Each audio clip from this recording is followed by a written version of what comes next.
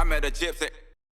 Big Mitch Evans is in the building, mate. What's going on, brother? Not much, mate. Thanks for having me on. Did you ever think at Thompson Road on a Thursday night doing motos around the Supercross track that we would be doing a podcast in the Gold Coast, you ride for HRC, and somehow people like listening to me talk? Definitely not. But yeah, like, you know, as a kid, you're in your own little bubble and you don't ever think that you'll grow up. At least I didn't anyway, and I kind of wish that I didn't grow up, you know, like, I don't know, when you're a kid, you always say, like, yeah, I want to grow up and be old and do all these things, and now that you're here, you're like, man, I had it so good as a kid. Yeah, we literally, pull this up a little bit closer too.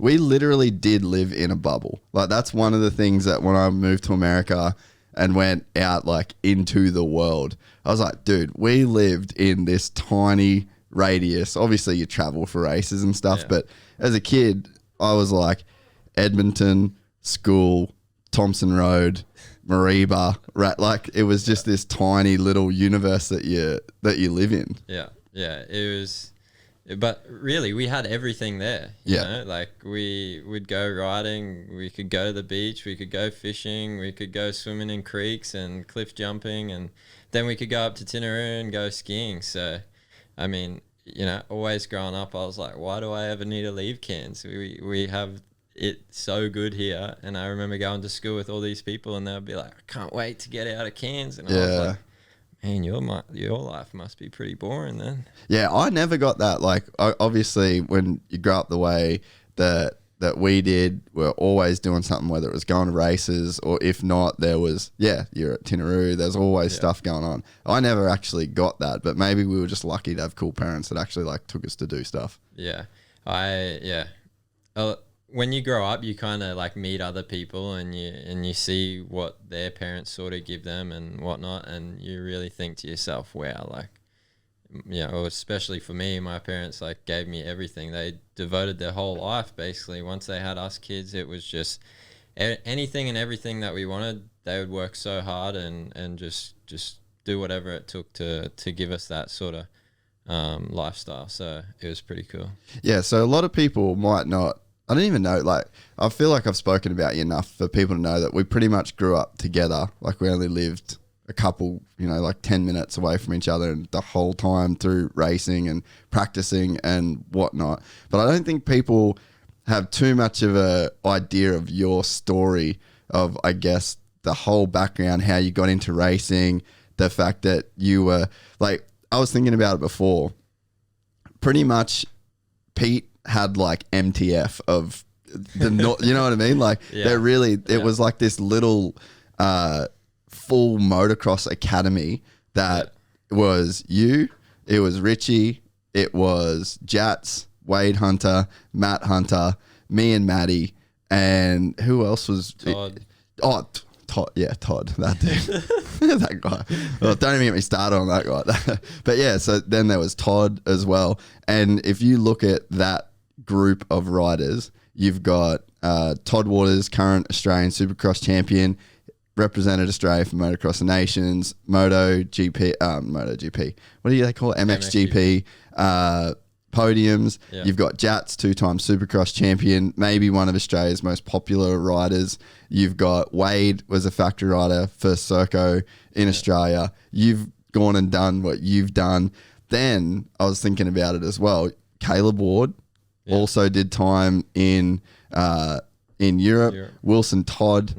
There was just this crazy pool of talent, and every single weekend that we'd go to a race, whether it was Cairns, Mariba, wherever it was, literally the battle for the Australian title in the 65, 85, 1, 2, it was all happening between you and Wilson every single weekend. And then Jats was just ahead of that, and then he had Wade. It was a crazy, crazy time to grow up racing motocross, and that was like just the normal standard thing.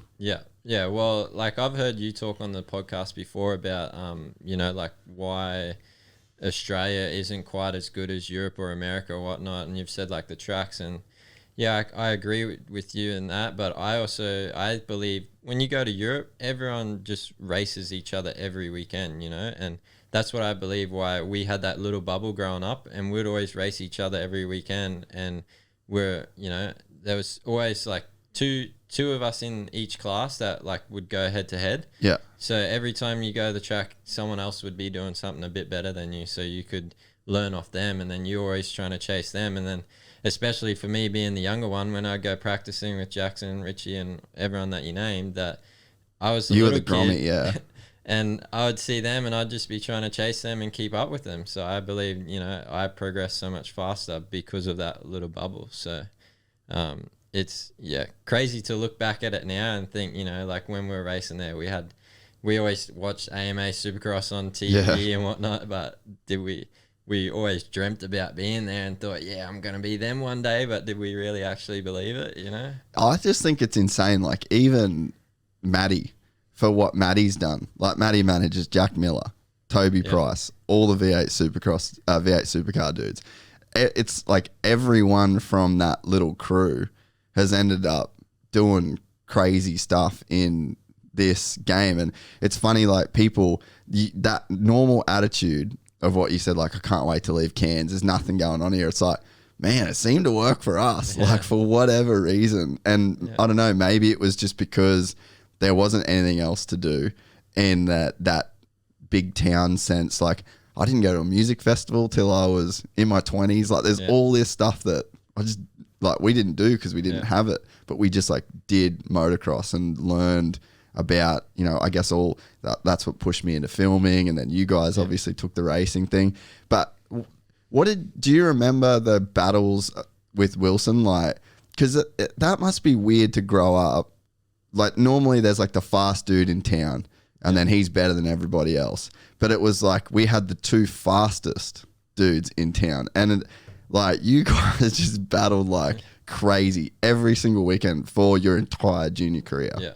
Yeah, well, I always remember going to the track and like it'd just be a club day, but you know, back then it meant so much to us, and I'd always get there and I'd be looking at the front gate, making sure his van wouldn't drive in, because I'm like, man, if he's here, it's going to be a hard day. And I feel like growing up, I was always like second to him a lot of the time. And so that's what I mean. I was just like, please don't turn up today because I want to win. But at the end of the day, that's what made me better. So, because I always had someone to chase, and I'm grateful for it now. But yeah, it's like, again, if I were to think of it there, you know, I never would have thought that we'd now be in Europe together. Yeah. On the other side of the world, racing the best in the world. So, did you think about it much when maybe not when you're in like 60s and stuff, but as you got a little bit older and then you realize it was pretty much just you two at the Nationals that were like fighting for the titles? Obviously there was other guys in there, but you guys were always at that front pack. Like, I don't know, did you even get over it where you're like, man, I'm so sick of racing Wilson? Because it's definitely like, you can't, I know you guys were cool and stuff as kids, but you're not friends. Like, you can't be friends really when you're like that, racing each other that hard. And especially if he's beating you a lot, like it must have been pretty gnarly to grow up with a dude like that, just everywhere you went for your whole career. Yeah, we were never really friends as kids, and now we are. Like, we don't really care anymore, and we look back at it. I look back at it now and go, we were pretty stupid to, you know, not like each other. I mean, but, you know, at the time he's your rival and you want to beat him. But, it's just one of those things that you get over once you get older. You get a bit more mature and you just push those things aside. But, yeah, for sure, every time I go to the race, I'd be like so sick of racing him because I just knew because he was one of those kids where he'd crash and then he would start going faster after he'd crash, you know? So, like, even if he crashed and you got like a 10-second gap on him, you knew he was going to come hard. I remember one day at Maribo, we raced and on 85s, and I got a whole shot and I was just in front of him and I just heard this 85 not backing off. And it sounded like he was just coming into the corner, just using the clutch rear brake, thing wide open, and he gets like 2 laps from the end and he pulls over, and turns out bike blew up because throttle was stuck on, but he didn't want to lose the race, so he just used the clutch and rear brake to slow down. And he passed me though before the bike blew up, and I was like, dude, that's gnarly. Normally, if the throttle gets stuck on, you see someone go off the end of the berm, but that kid he just figured it out. Still going around the track faster than all of us on a perfect bike. Dude, I remember the one day I always just thought Wilson was just a turd. Like he was just the shittest kid, and I was so much older than him.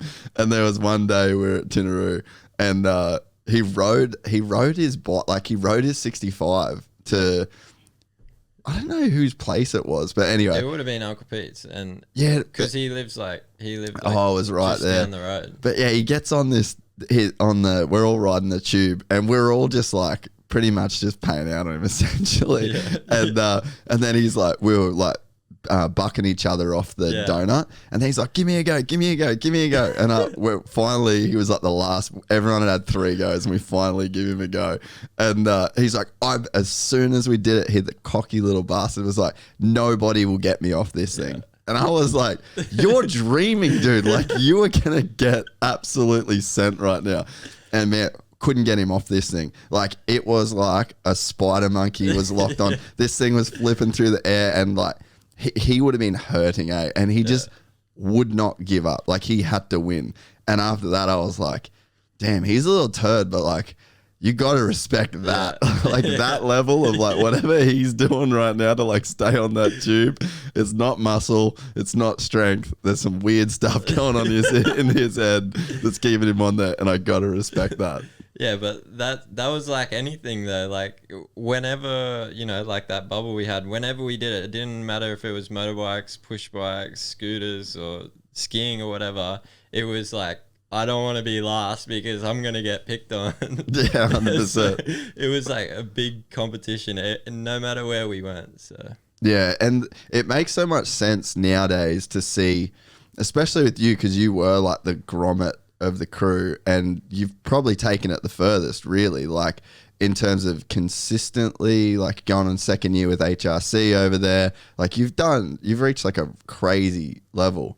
And it kind of makes sense that the youngest grommet of that crew, like you probably had it the hardest, and people just, you know, were constantly like even overlooking you at times, you know what I mean?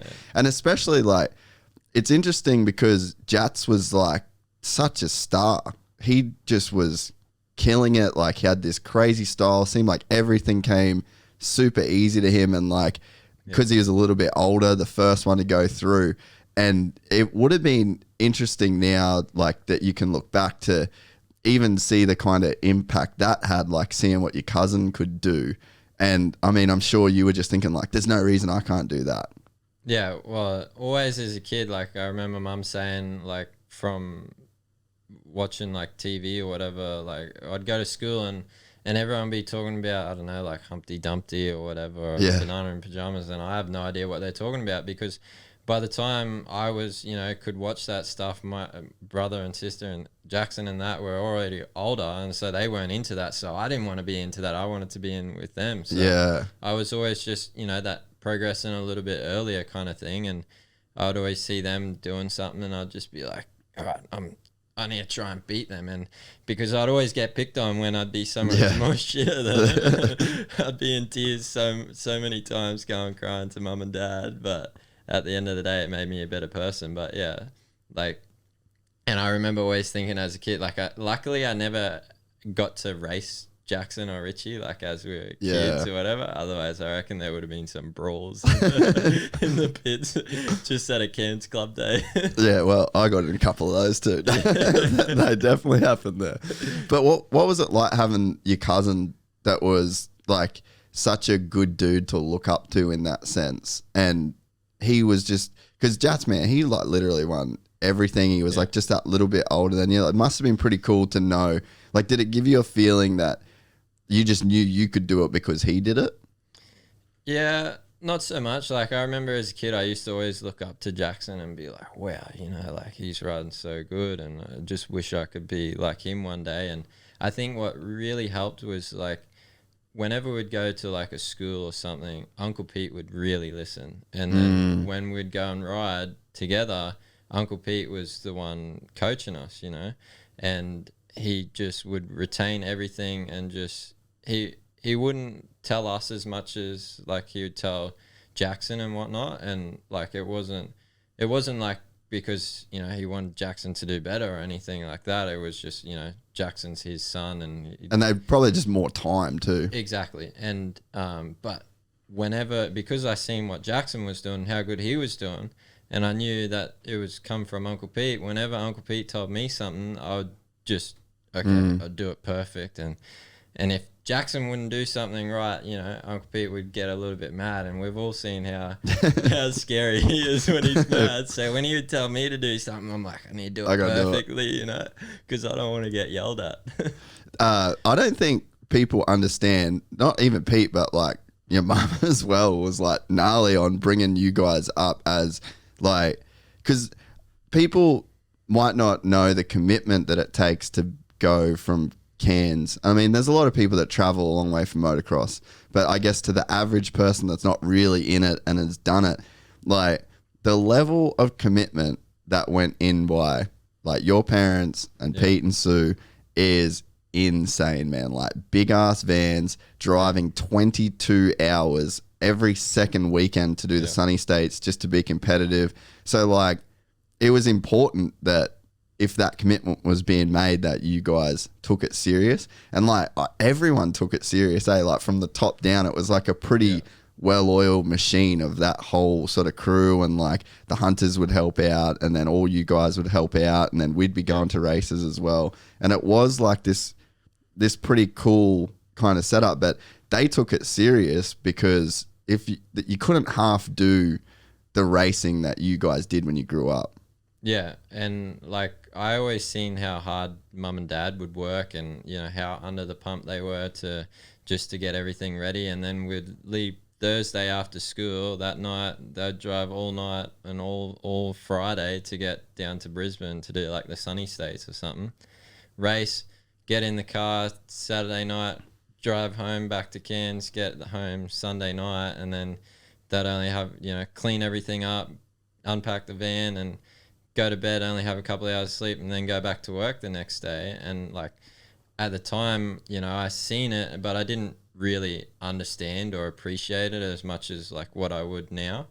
But at the time I was also like, they're throwing everything at it. I can see that, you know, they're struggling to get by just to do this. So I was like, just whenever I go out on that track, just try to have fun, but at the end of the day, try and not disappoint them. But mum and dad were always good, you know. If I had a bad race or something, they would never be the ones to yell at me or whatever. But I was always just like, I just want to make them proud, you know. And I think like going back to, you know,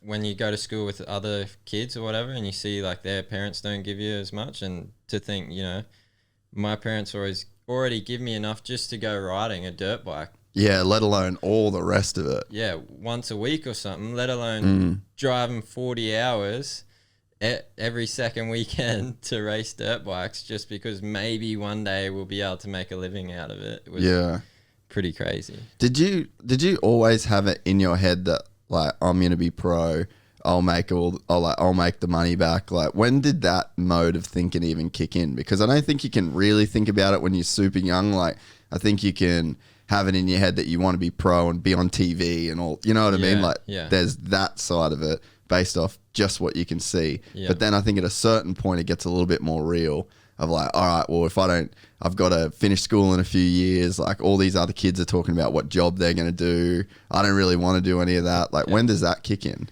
Yeah, well, I think like the first realization that I had where I was like, oh, okay, I'm actually pretty good at bikes was in 2010 when I got picked to go and do the World Junior. World Juniors in France.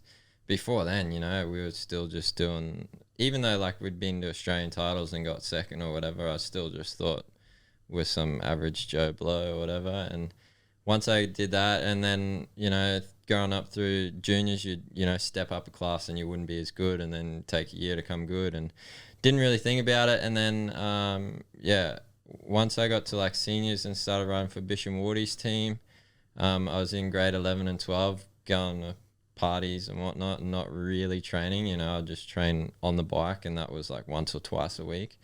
Still raced the nationals and, you know, was MXD champion with like no training or whatever. So why couldn't you train? Like, were you just not taking it that serious, or? I hated training back then. That's all you'd ever done. Yeah, but like Well, you just rode a lot. Like, you didn't do a lot of off the bike stuff at the start. Never did off the bike training, and like I said, we'd ride once or twice a week at that time, and I hated going for a run. I hated going for bike rides or whatever. For me growing up, if it was ever to do exercise, it had to be fun at the same time, you know? Yeah. And so, you know, Richie was really into like triathlons and whatever. And I'm like, what a weird. What are you doing? Stuff that. So I don't know. I'd rather dig some shovels out the back. And, you know, push back jumps. Didn't you do jiu-jitsu for a while? Yeah, well, was that when you were doing jiu-jitsu around that time? So that was 2013. Yeah, we did it because mum and dad got this guy to come out and do like a quote for something, and he's like, oh, you know, like I own this jigsaw mixed martial arts training thing. You guys can come if you want to try it out. And we went there, and then we ended up being pretty good at it, and we did that for a year, and then we got injured. Like I think Richie and I both broke our wrists or something that year, and then 6 weeks later we came back, and there was all these new people there, and I was like, I don't really like the vibe anymore, so I stopped doing it. But still, yeah. And then when I finished school in 2016,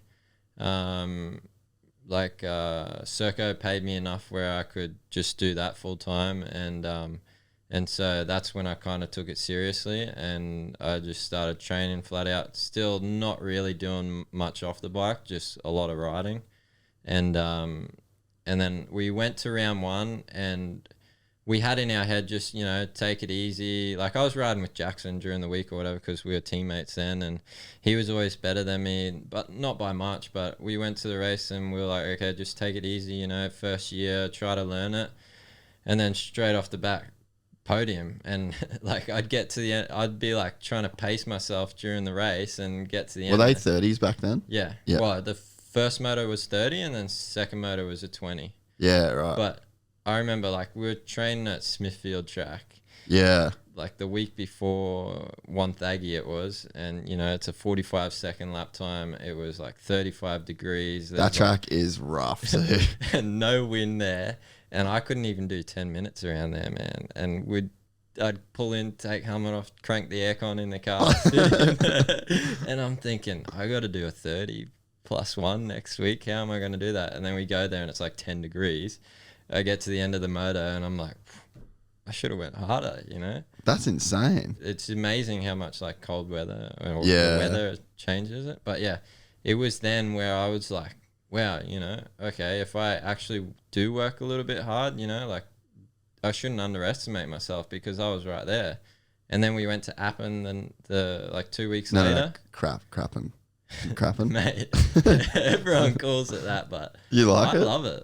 That's awesome. There's always one dude, There's always one strange character that likes the weirdest track. Yeah, but I think because every time I go there, I seem to do good. So that's why I like it. But went there and got the whole shot. First moto, led the whole race, and then second moto again, battled with Wilson the whole race, and he crashed, and I ended up winning it. And then from then on, I was like, man. It's pretty funny because then the next weekend we went to Condell and again went 1-1. And after that weekend, I was like, I'm ready for 450, man. I want 450. I'm done here. Yeah, I'm ready to go. And from then on, literally from that day at Condell, I was like, I want to go 450. And that's been it. Why is that? Because at that time, I was like not eating much to try and get my weight down. Yeah, because you had a massive growth spurt. Like you were a small kid. Like you weren't. Yeah. I never would have thought you were going to end up being a big dude. Neither. Like Richie was always bigger than me growing up, and then now I'm bigger than him. So, but yeah, it was always, you know, because I think like when I was with Bish and Wardy for the MXD, I was like 85 kilos or something. You were on a weird diet for a while, eh? Yeah. Like you were trying to lose a heap of weight. Yeah. Well, it was the first time that I lost weight. So whenever someone tries to lose weight the first time, it's really easy. And then after that, it becomes super hard. And I was just given a diet of 1,500 calories per day. Yeah, that's not enough. No matter what exercise I do. So we'd go riding flat out and then go for a run and gym or whatever, and 1,500 calories, and that was it. So what is 1,500 calories look like in food? So basically what it was like, bring this up a little bit more. Was 50 grams of oats. That's good. Yeah, you're good now. 50 grams of oats, banana, like 30 grams of protein powder, some almond milk, ice, and you blend that up for breakfast as a smoothie. Morning tea was a banana. Lunch was 180 grams of meat with 100 grams of cooked rice or sweet potato.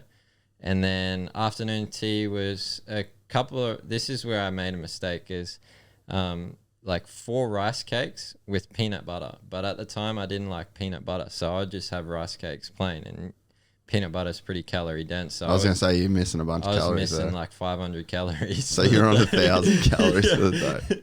And then dinner was 100 grams of meat and 50 grams of cooked rice or sweet potato, and that was it. How long did you do that for?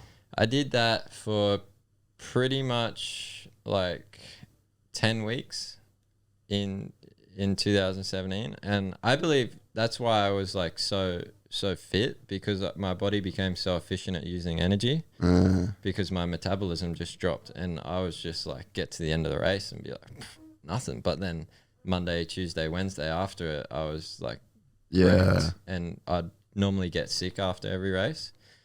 And then it started to get towards the end of the season. I started just being hungry all the time, and I was just like, man, I'm so hungry. But I was like 77 kilos, just all bone. So, because how tall are you? Like 6'2" or 6'3"? 6, it's almost 6'1". Yeah, okay. So, and what do you weigh now? Now, well, like when I was racing, I was like 82, 83. Yeah. And then when I got injured, I would drop down to like 78 or something, just lost a heap of muscle. And now I haven't weighed myself again, but I'd probably be around that 83, I reckon. Yeah, yeah. Because I've been back in the gym and whatnot. So, plus, Australian Tim Tams and all that good in quarantine too. So, no, but yeah, after that, I just struggled so much, and then I was really just like, I just want to go 450 because I don't want to have to do that again. And could you feel the difference on a lights bike if you weren't like 77 kilos, and if you put on any weight, you just couldn't compete? Yes, definitely. Not so much out on the track, but off the starts. Yeah, really? Starts was the biggest thing. And you couldn't overcome that with technique, you don't reckon? I don't know. I didn't really. Not back then, apparently. Yeah, I didn't have anyone in my corner to help me anyway to learn starts, or still don't really, because I still suck at them every now and then. Dude, hang out with Dylan Walsh for like a week, dude, and you will be dialed. His starts have been insane. I don't know how he does it, but he's an animal. Yeah, he is. So you had like, how long was that? Like 10 weeks where you did that, and then you come off it. No, so I still followed it, but I was just hungry all the time. So instead of having like 1 banana in the shake, I'd put like 3 in. And then I'd put like 80 grams of oats or whatever, and I'd still be hungry. And then instead of like just 1 banana for morning tea, I'd have like a banana, an apple, and some almonds or something. And then whenever I'd be like on the road driving or whatever, I'd always stop at the servo, fill up, and get like a chocolate bar or something, because I was just craving sugar so much. And then I kind of, by Supercross, I was kind of up to like back to 82 kilos sort of thing. And I felt better physically during the day, but on the bike, it just didn't really do me any favors. So, and then, I was lucky enough that Raceline gave me the 450 gig, and that was that's what I really needed, I felt like, at the time. And then that next year, 2018, was amazing. Yeah, so your career's been kind of weird in the way that you've sort of jumped around different, like it hasn't been a traditional like go do the lights, win a couple titles, or like win a title, defend a title, then plan this 450 thing. Like you just kind of went straight. As soon as you got an opportunity, you went for the 450. Yeah. For me, it was never like about the money, you know, because like if I had done 250 in 2018 again, you know, like I would have got a lot better money and probably could have got a bit more podiums or whatever. But for me, it just wasn't going to be enjoyable. And I would just, to me, you know, like the best in the world is the 450 class. So I just wanted to get there as fast as I can. Didn't matter what I sacrificed or whatever. And just as soon as I could get there, the better it was for me. And so like I did 450 in 2018, and then got the gig with 114 for 250, and like it was a 2-year deal, but in my mind I was like, I'm going 450. Yeah. Had you rode a 450 before you signed that Raceline deal? Like, how'd you even know? No. So because I was gonna say I don't really remember you ever even riding a 450. No. Never ridden a 450 before, but I was just like, yeah, I'm gonna be good at it. Yeah. And I broke my back and pelvis in the Supercross crash, yeah. And then I had 2 months off the bike, and they sent me a bike in middle of January. And the first day I got on it, I remember thinking, I've made a mistake here. Really? This thing has so much more power than I thought. But, you know, first day back on the bike after 2 months, and after riding, and it was a completely new brand too. Oh, yeah. And, man, those standard KTMs then were so fast out of the box. Yeah. And so I just straight away was like, I'm in for a long year. This is a long season. Yeah, but after a month of riding it, I was pretty comfortable on it. How gnarly was that Soupy crash, dude? Yeah, that still gives me nightmares, that one. Yeah, so like talk me through that crash. Yeah, so basically like it was really difficult to pass on that track, and I thought, okay, I'm going to get a run on him down this straight, and cuz everyone was going double, quad, double into the turn. The slower line was double, triple into the turn, but I don't know, I didn't see him make that little mistake on the double, and I thought he was still going for it, and I thought even if he didn't go for it, if I jump right to the side of the track, I'm going to be able to put it up the inside coming into the turn. And then I've just seen him go like this on the takeoff, and I couldn't see him anymore. And I was like, I was in the air. I was like, what do? Do I throw the bike or do I hang on to it? And like you can see in the video, like my leg twitch and everything. And then I was just like, hang on. And then I thought I was going to go like that after I hit him, but just went backwards the other way. And I was on the ground like before I knew it. And then I went to get off the track because I knew other people were going to be coming through the lane. And I tried to get up and couldn't get up and fell back over. So I was just like crawled off the track, and I just had so much pain in my lower back. Mm. And didn't even have pain in my pelvis. And we got x-rays that night in the hospital, and they come in, they're like, yeah, so you got 3 transverse process in off the vertebrae, you know. Yeah, broken. That's like the little pointy bit on the ends, right? Yep. And then 4 places in your pelvis broken. And I said, in my pelvis, because they like came in and pulled down my pants and were like feeling down around there, and they're like, is it painful? I was like, no, not painful. They're like, yeah, well, you got 4 breaks there. I said, you guys don't know what you're talking about. Give me a look at the x-rays. And then that's stop. Press it again. Is it? All right. As long as it's still recording on there, we'll be sweet. On the VMix. Yeah, I'll just do it. It's both red down there? Yeah. Sweet. Sorry, mate. So they're feeling around and you're not in that much pain at all. Yeah, it wasn't in that much pain. So I was thinking they don't really know what they're talking about kind of thing. And then the next morning they're like, yeah, okay, you can get up and try to start walking. You can go to the toilet. So I got up, and as soon as I put weight down, I was like, oh man, like right in my groin was so painful. Where was the pain?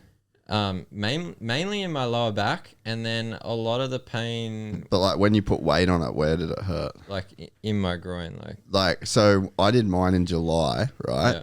And like the pubic bone, like right in between like the top of your shaft and your belly button, like those 2 bones there, it's still cooked. Yeah. Like I can't put like if I'm getting changed and I put like weight on one leg to like put my undies on and bend over, still just Whoa. and it was in July. Wow. So like that pain, it's so deep in there, dude. It's insane. Yeah. It just doesn't go away. No, so I had all my breaks were on the left side, and I had the top pubic bone broken, and then the one at the back, and then 2 spots in the sacrum. Yeah. And they were all cracked all the way through, but not displaced or anything, so I didn't need surgery. And they're like, yeah, it should be okay to start walking. Just, don't do anything stupid, and it will heal in 3 months. So I was very lucky with that, and I never really had any issues with it. So did you wait the full 3 months before you did anything? No. So originally at the hospital, they told me 6 weeks and it'll be all good. And then we went and got, second opinion, and they're like, yeah, for pelvis, 3 months just to be safe. And after 2 months, the doctor still didn't say ride, but I was like, I feel good enough to ride, so I started. So it healed up pretty good? Yeah. What about like all your muscles and stuff around there? Never had an issue. Really? No. But in hospital, most of my pain was like in my lower back and then on my legs. Yeah. And I thought it was just from, going full gas, 100 mile an hour to just not move my legs at all. Yeah. But turns out, on those transverse processes, that's where all your nerves and muscles for your legs attached or start. And so with that being all aggravated and whatnot, that's where the pain in my legs were coming from. Yeah, so it was like the nerve signals were getting jammed there, but it was sending pain to your leg. Yeah. Yeah. I had more pain in my legs than anywhere else, and I was in hospital and I was getting mum and dad to trying to massage them and whatnot, and I was thinking it was just from the blood, just all the lactic acid just staying there, and that's why I was trying to get them to move it, and the doctors told me no, it's because where you broke in your back is all the nerves. Yeah, right. Yeah, my right, I landed on the left side. Yeah, so I just come straight down, landed on the left side, and then they said it sheared my hips like that. Okay. And then so my right groin is still toast. Yeah. Now, and my right hip, my right quad, I have to foam roll. I've never foam rolled my quads ever. And I have to foam roll my quad every single time I train, do anything. It just gets so tight and painful. It's been the gnarliest injury I've ever had. But did you need surgery for yours? No. Yeah, okay. But see, I missed an MRI I should have had. So they did all my stuff on the lower back, and then the guy's he's like, oh, I went in and he said that the pubic bones, he wanted to get that area MRI'd, and then I just couldn't get booked in, and then it was just one thing led to another, and then I just never ended up doing it. Yeah. But yeah, man, it has been brutal. So anyone that says they hurt their hip, I'm just salute to you, mate, because it is no fun, dude. Yeah. Well, thankfully for me, whenever I've had an injury or whatever, I tend to heal pretty fast. Even my shoulder surgery at the start of the year, they told me 6 months until I could be back on the bike, and after 1 or 2 weeks, I went and seen the physio and was just, doing the basic mobility exercises. And he's like, you already have double the range of motion than anyone. Normally, you couldn't start weighted exercises in the gym until 6 weeks. I started at 3 weeks. And then I ended up getting back on the bike after 4 months. So, yeah, and whenever I've broken my wrist or whatever, or my ankle, it's always just been a couple of weeks and I'm back on the bike and ready to go. So farm boy strong, bro. and never had an injury and keep giving me problems after. Yeah, right. So yeah, that's good. That's what you want. Yeah, that's lucky. If you're a motocross dude, if you're a motocross dude, that's a good thing to have. Yeah. But so you do that season, then you do your 450 season with Raceline, and you're pretty much just in the mix straight away. Yeah, yeah. Well, I remember actually, what was it? I watched you was it Toowoomba? Yeah, the preseason race. Yeah, and I was just your suspension looked super soft too, real soft, and you were still ripping. I was like, man, that bike is not that good right now, and he's still sending it. Yeah, well, because before then, I didn't have much time on the bike, so we didn't get much testing in, and then it was a debate whether we run the cone forks or the air forks, and we were going back and forth. Did you test both? Yeah, I tested both. What did you like in the end? It was difficult because some things I would like the air forks, and then some things I would like the cone forks, but in the end, the cone forks were what we ended up choosing, and the cone forks were like more of an all-round thing. You could get them to a point and you wouldn't have to change them much, whereas the air forks were like very track specific. So what did they do good for you that you liked?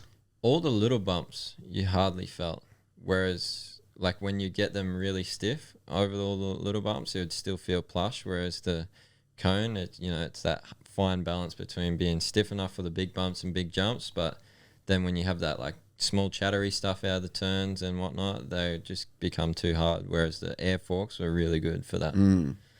So you do that Toowoomba race, and then you're killing it there. Was that the first time, like was that your first race that you'd done on that bike and on a 450? I think we did like the weekend before or something at Coolum. But yeah, we went to there, and like I hadn't done much training, so I wasn't that fit. And I remember talking to you at the time, and I was saying, I'm just riding the bike as much. And you're like, man, you should do some cardio stuff, go running or something. Because like we did those 10-minute back-to-back things. And I get to the 10 minutes and I was done. But so anyway, did that, and then I knew like my speed was good on a 450, but I just didn't know if I was going to be able to, make the motos. Yeah. So, and again, training in the heat in Cairns is it's different. It's deceiving, because we race in winter in Australia. So you get to the races and you're so much fitter than you realize. So anyway, we went to the round one, which was, where was that? Actually, I don't remember. After Toowoomba, I went and did like another Sunny State round or something it was, and I ended up getting Ross River fever. So I had to have like 2 weeks off the bike because I felt like I had just had this massive crash. All my joints and everything were locked up, and went to round one, and everyone didn't even care who I was. They didn't think I'd be anything, and then goes out, and I beat everyone in the Super Bowl by like 2 seconds or something. And everyone's like, where'd you cut the track? That's awesome. Yeah. But then, motos off the concrete start or whatever, didn't get the best start. But I think I ended up on the podium there. So it was still pretty cool.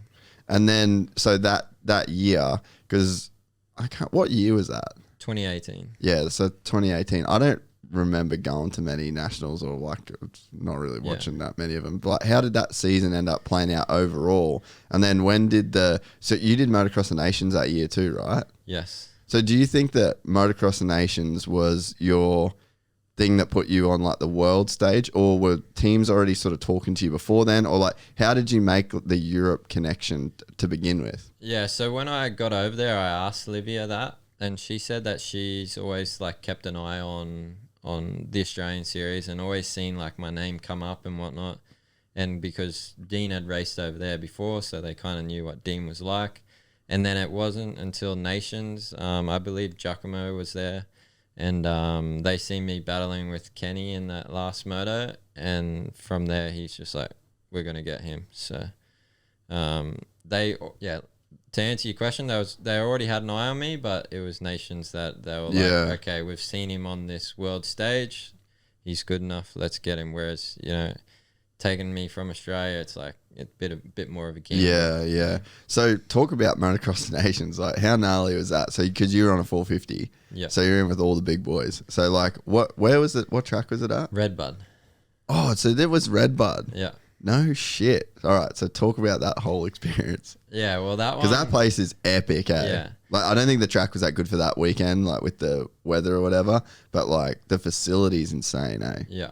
Well, like the Nations was another reason why I wanted to go to 450, because I missed out in 2017 because there's 2 spots for a 450, only one for a 250. So I was like, with Hunter already being in Europe doing as well as he is, unless he's injured, he's going to have the 250 ride. And there wasn't I don't believe there was anyone in Europe on a 450 that year.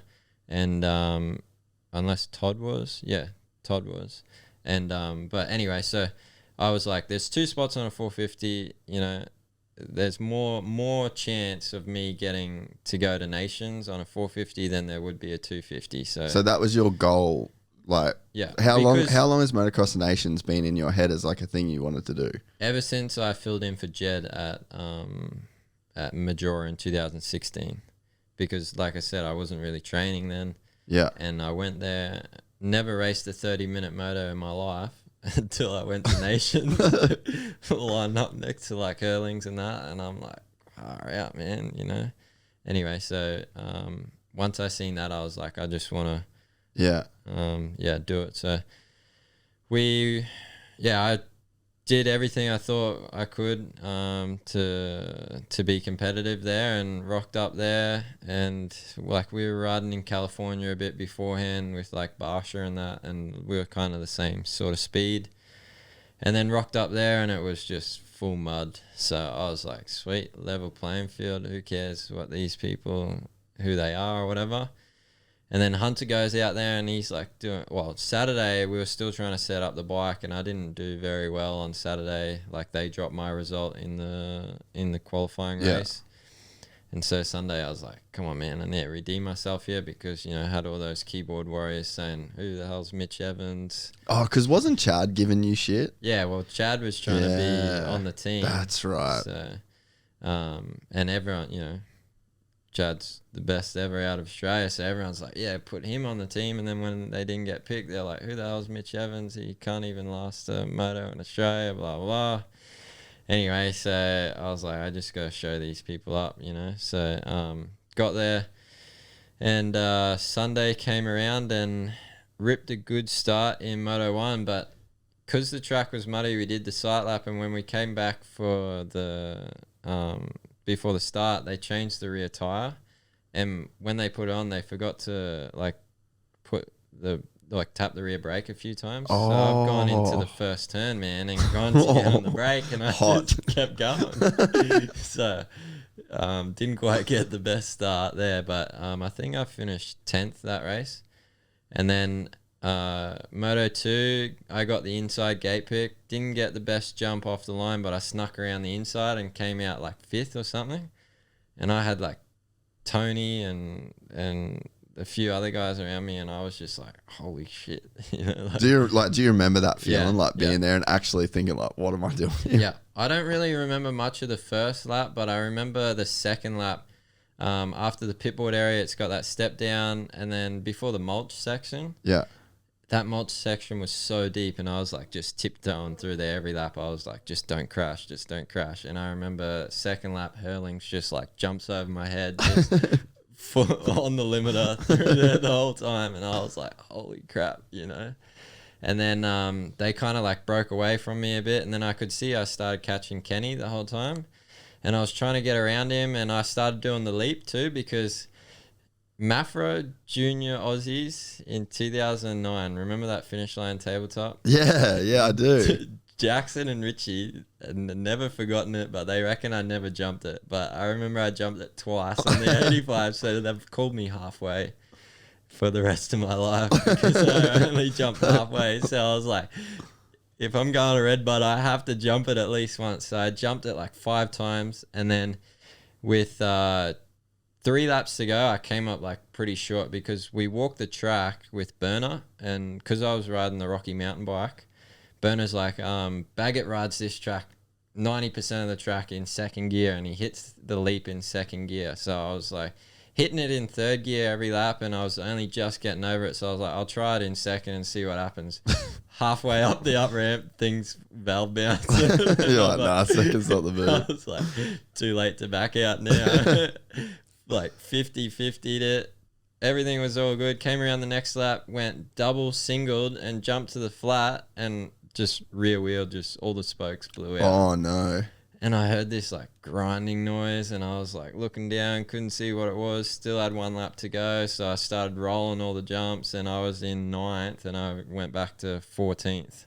Oh. So finished 14th, and like I came in, like I was pretty bummed, but the team were like, oh, it wouldn't have changed the result. And then the protest or whatever with the Italy got done for the fuel. If I had stayed in 9th, we would have ended up on the podium after that thing. But instead, Great Britain overjumped us, and they got on the podium. That's heavy. So, all from Case in the leap. Yeah. Dude, that jump is insane though, isn't it? Yeah. Like, it is such a spectacle to like see. I can't. So my friend Eli, he works at Red Bull now, but he rips on a moto, and he did a amateur day before the national there one year, and he was hitting it every time. He's like, dude, it's just it's like it's probably the most famous jump in the world on a moto, right? Yeah. But like, to hit that thing, man, I would have just been. We got to call, remember, and pay that fee. What are you doing? They just tried calling me. Oh, okay. You're on the tolls, mate. You're running the tolls. Let me go out and do it. You want to do it? Yeah. Just I'll unclip it.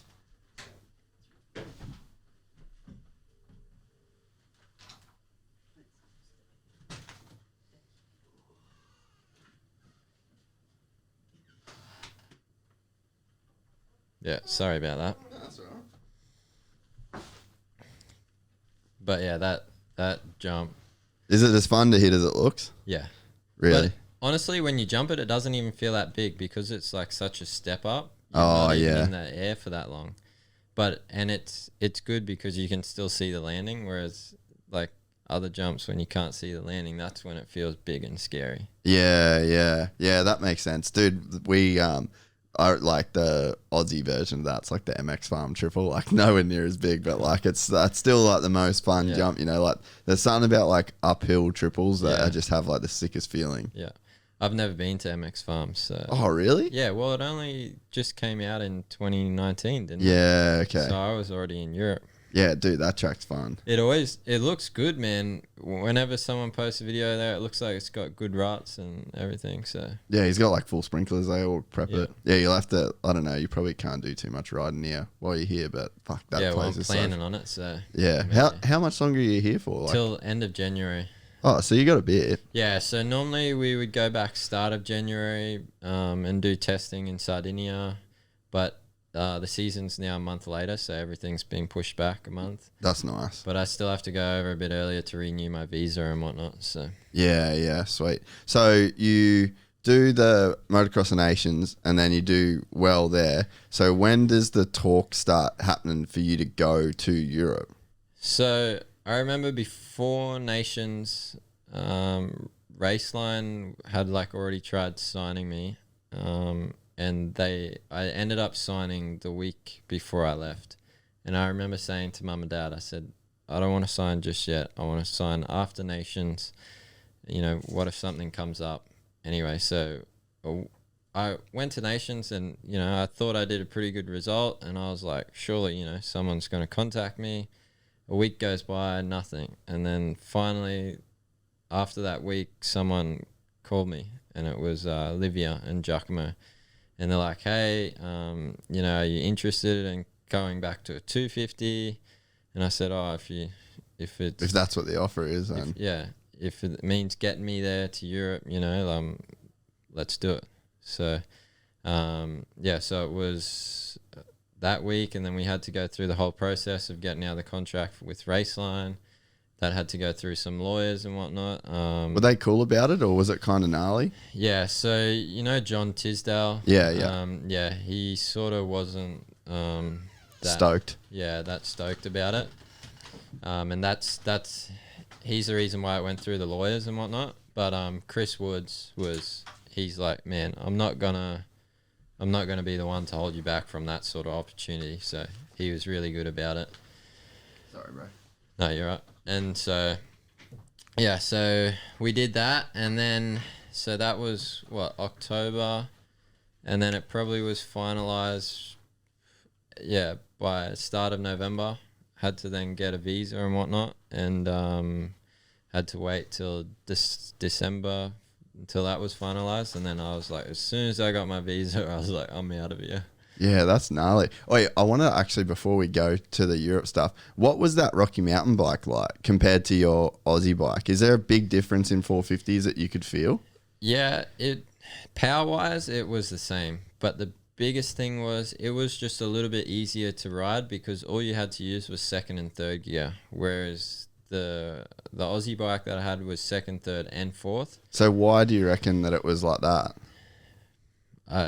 I don't know what they did to the engine or whatever, but it was just well, I know they ran a 14 front tooth sprocket, and at home I tried asking to run a 14, but being on a small team with small budget, if I run the 14, then it's going to wear out the like chain guards a lot faster, and me being my own practice bike mechanic, I probably wouldn't change them. You know, like, you would have broke some cases. It just would have been more work for me as well. So I was like, let's just stay the 30. Yeah. Anyway, so yeah, it was really good because it didn't matter what track I rode. Glen Helen, only third gear. So you only had to change up and down once, you know. So when... you know what it's like when you ride a 450, a 4-stroke, you're already lazy, and then you go back and ride a 125, and you're like, man, I'm so busy. It's the exact same. So, but yeah, power wise was all the same. It was just that little bit easier to ride. So when you were in the States and riding like Glen Helen, like what tracks did you end up riding over there? We rode Parla, Milestone, and Glen Helen. Yeah. And what was it like to be on those tracks and see like who was out there? Like I know you said Barsha was there. Yeah, well, there wasn't that many guys out there because their season had already finished. Yeah. And so it was just Barsha and Plessinger because they were getting ready, and a few other star guys. But I don't really remember because the first day we went to Parla, and there was a problem with my suspension, so I didn't actually get on the track until all those guys had left. And by the time I got on the track, the thing was fully baked. Yeah. Sahara Desert. It would have been so bad. Yeah, so, you know, you always see it on Facebook or Instagram. It's always just plowed mid. nicely. It must be like first thing in That's the morning. from 9 till 11:30. Yeah. And then everyone pieces out. Oh, well, I didn't get on the track till like 1:30. No, 2 that's o'clock. not the move. And plus, it was like 40 degrees. Yeah. So, yeah, it wasn't as enjoyable as I thought, but Glen Helen was cool. But I had already ridden Glen Helen in 2015. I went over there and spent some time with Jackson. Oh, that's Pete. right. Yeah. And Jackson let us like ride his bikes and whatnot. So, yeah, Glen Helen's a weird sort of dirt. Hey, It's like it looks tackier than what it is. Yeah. And it's got like So a bit slippery. of different base. yeah. It reminds me of like Mantova or something, because just on a small scale, like Mantova is like that sandy, but then like a real hard base, and it's really slippery. Yeah. And it gets that like it gets rough, but a weird sort of rough. Like the track falls away instead of like building up. You know? Yeah, and like instead of you being able to go like harder into it, the rougher it gets, you've got to like back off the track almost. Yeah, and instead of like, you know, playing with the bumps and whatnot, you kind of got to like zigzag the bumps. Just go around them. Yeah. So did it give you much confidence then, just seeing like you said you were about the same speed as Barsha? Like did you start, like when did you even start to think you could be good enough to race in Europe? Because like that's like, you know, it's if you're not out there doing it, like you can think that you're good enough, but there's a difference between thinking that you're good enough and knowing that you're good enough. Yeah, well, like Nations was like a big eye opener, but it's funny, like with Barsha at Glen Helen before when we rode there, he was playing with me. He must have knew, like I didn't have any Aussie gear on or anything, you know, so I don't know how he knew who I was or whatever, but he would like come into the turn behind me, full rev limiter, put her up the inside and everything. He's like screaming at me, come on. Really? Yeah. What were you thinking then? I was like, bro, what are you doing? I'm just trying to test some suspension here. He's just going on full lapper mode on you. Yeah. I didn't know if he was getting angry with me because I was just testing suspension. He comes up behind me and like I could hear him come, so I pulled out of the way. And that's why he got angry at me, because I got out of his way. Oh, really? Yeah, because he wanted to like put in a moto with you. Yeah, to race. So he was screaming at me, go, go, go. Really? Yeah. And then so you reckon, like, how was your pace? Like, you could tell that you could stick with him. Yeah, like Glen Helen, he was like a little bit faster than me, but I wasn't that worried because we were still trying to set up the bike and whatnot. But I was like, you know, once I get the bike sorted, he wasn't on a track that was that big. He was only like a second, you know, faster than me per lap. So I was like, once we get the bike dialed, I'll be sweet. So then, but yeah, what was your question about? Like, Europe? when did you think that, like, so all of this starts getting in your head? Because there was some point you weren't like, I remember having, because Dad was mechanicking for Jats when yous were both on Serco. So, like, it was kind of weird because they were trying so hard to beat you, and, like, that had just never been the case. And Jats was getting smoked by you. And, like, but Dad was always like, fucking Mitch, he's so cocky now, you know? Like, there was something switched in you where you turned into, like, a little bit of a dog in a good way, like a dog that, the kind of dog that you got to have to be a good motocross rider. Like this, I see the same sort of stuff with Cooper. Like Cooper's like little bit of an asshole, little bit of a dog, and he's like, he's going to like, he's trying to tell people without even saying it, like, I'm gonna smoke you, bro. And you develop that at some point. So you call me an asshole? Yeah. Well, you don't talk to Jed. Like, Bit of a rude prick. Yeah, something. When did it happen, mate? You were just such a nice kid for so long. No, but like I remember with Jackson, every time we went to the practice track, for sure he would always be faster. 9 times out of 10, he was faster than me. And then we'd get to the race, and somehow I'd beat him. So I have no idea what was going on there, but I remember we'd always walk the track, and you know what it's like hanging out with you, Mob. You got to have thick skin. So we'd always be walking the track, and you know, we'd throw rocks off to the side, get them off the track, and Pete would be like, don't throw them over there, that's Mitch's line. You know? So I was like, stuff these guys, I'm going to give shit back to him. So, but it's always in good fun, but I think everyone just took me seriously. Yeah, but you definitely made a change to where, like, you got to the point where it just seemed like you just didn't want anything other than winning. Like, you really got to a point where you seemed like it becomes such a, and so it should, like, this isn't a bad thing. Yeah. But a lot of people, like, I'd argue Jats doesn't really have that a lot of the time. Like, he's probably, if you could say what he needs, it's not talent or bike skill or anything, that he's just a super nice dude all the time. Like, he finds it real hard to like channel that kind of energy, and you need to, like, it's such a rough, gnarly sport that there definitely has to be a part of you where, like same with Carmichael, dude. Like, Carmichael's a dog. Like, all those boys, like, they got that, like, animal in them to where they're just not gonna lose. Yeah, well, I think for me, probably the turning point was in 2018. After round 1, I had a concussion on the Thursday. I knocked myself out riding at a track, and it took me a while to come back from that. And it wasn't until I had another head knock in the, like, mid-season break that after that, because you know, sometimes when you have a concussion, you, like, have a hangover for a while, and I kind of struggled through that, like, was, like, you know, really moody and whatnot. And it wasn't until I had another head knock that it would, like, knock me back to good. You know? And it was when I was having time off after that one that I found like tracking macros and stuff. Yeah. And then I just became so obsessed with weighing my food and my fitness power, you know, tracking everything. And if someone, like, I'd put out, you know, make some sweet potato chips or whatever in the air fryer, and someone just took one from me, I'd be like, want to punch them out, you know, like. And I think it was then that, you know, because normally at the end of every season we would, you know, go on like a 1 month bender of partying every weekend. And it was then where I was just like, after I started doing that, I felt so good, like, in my training and everything. Yeah. And I was just like, I don't want to, I'm in such, like, a good routine here. I don't want to mess it up with anything.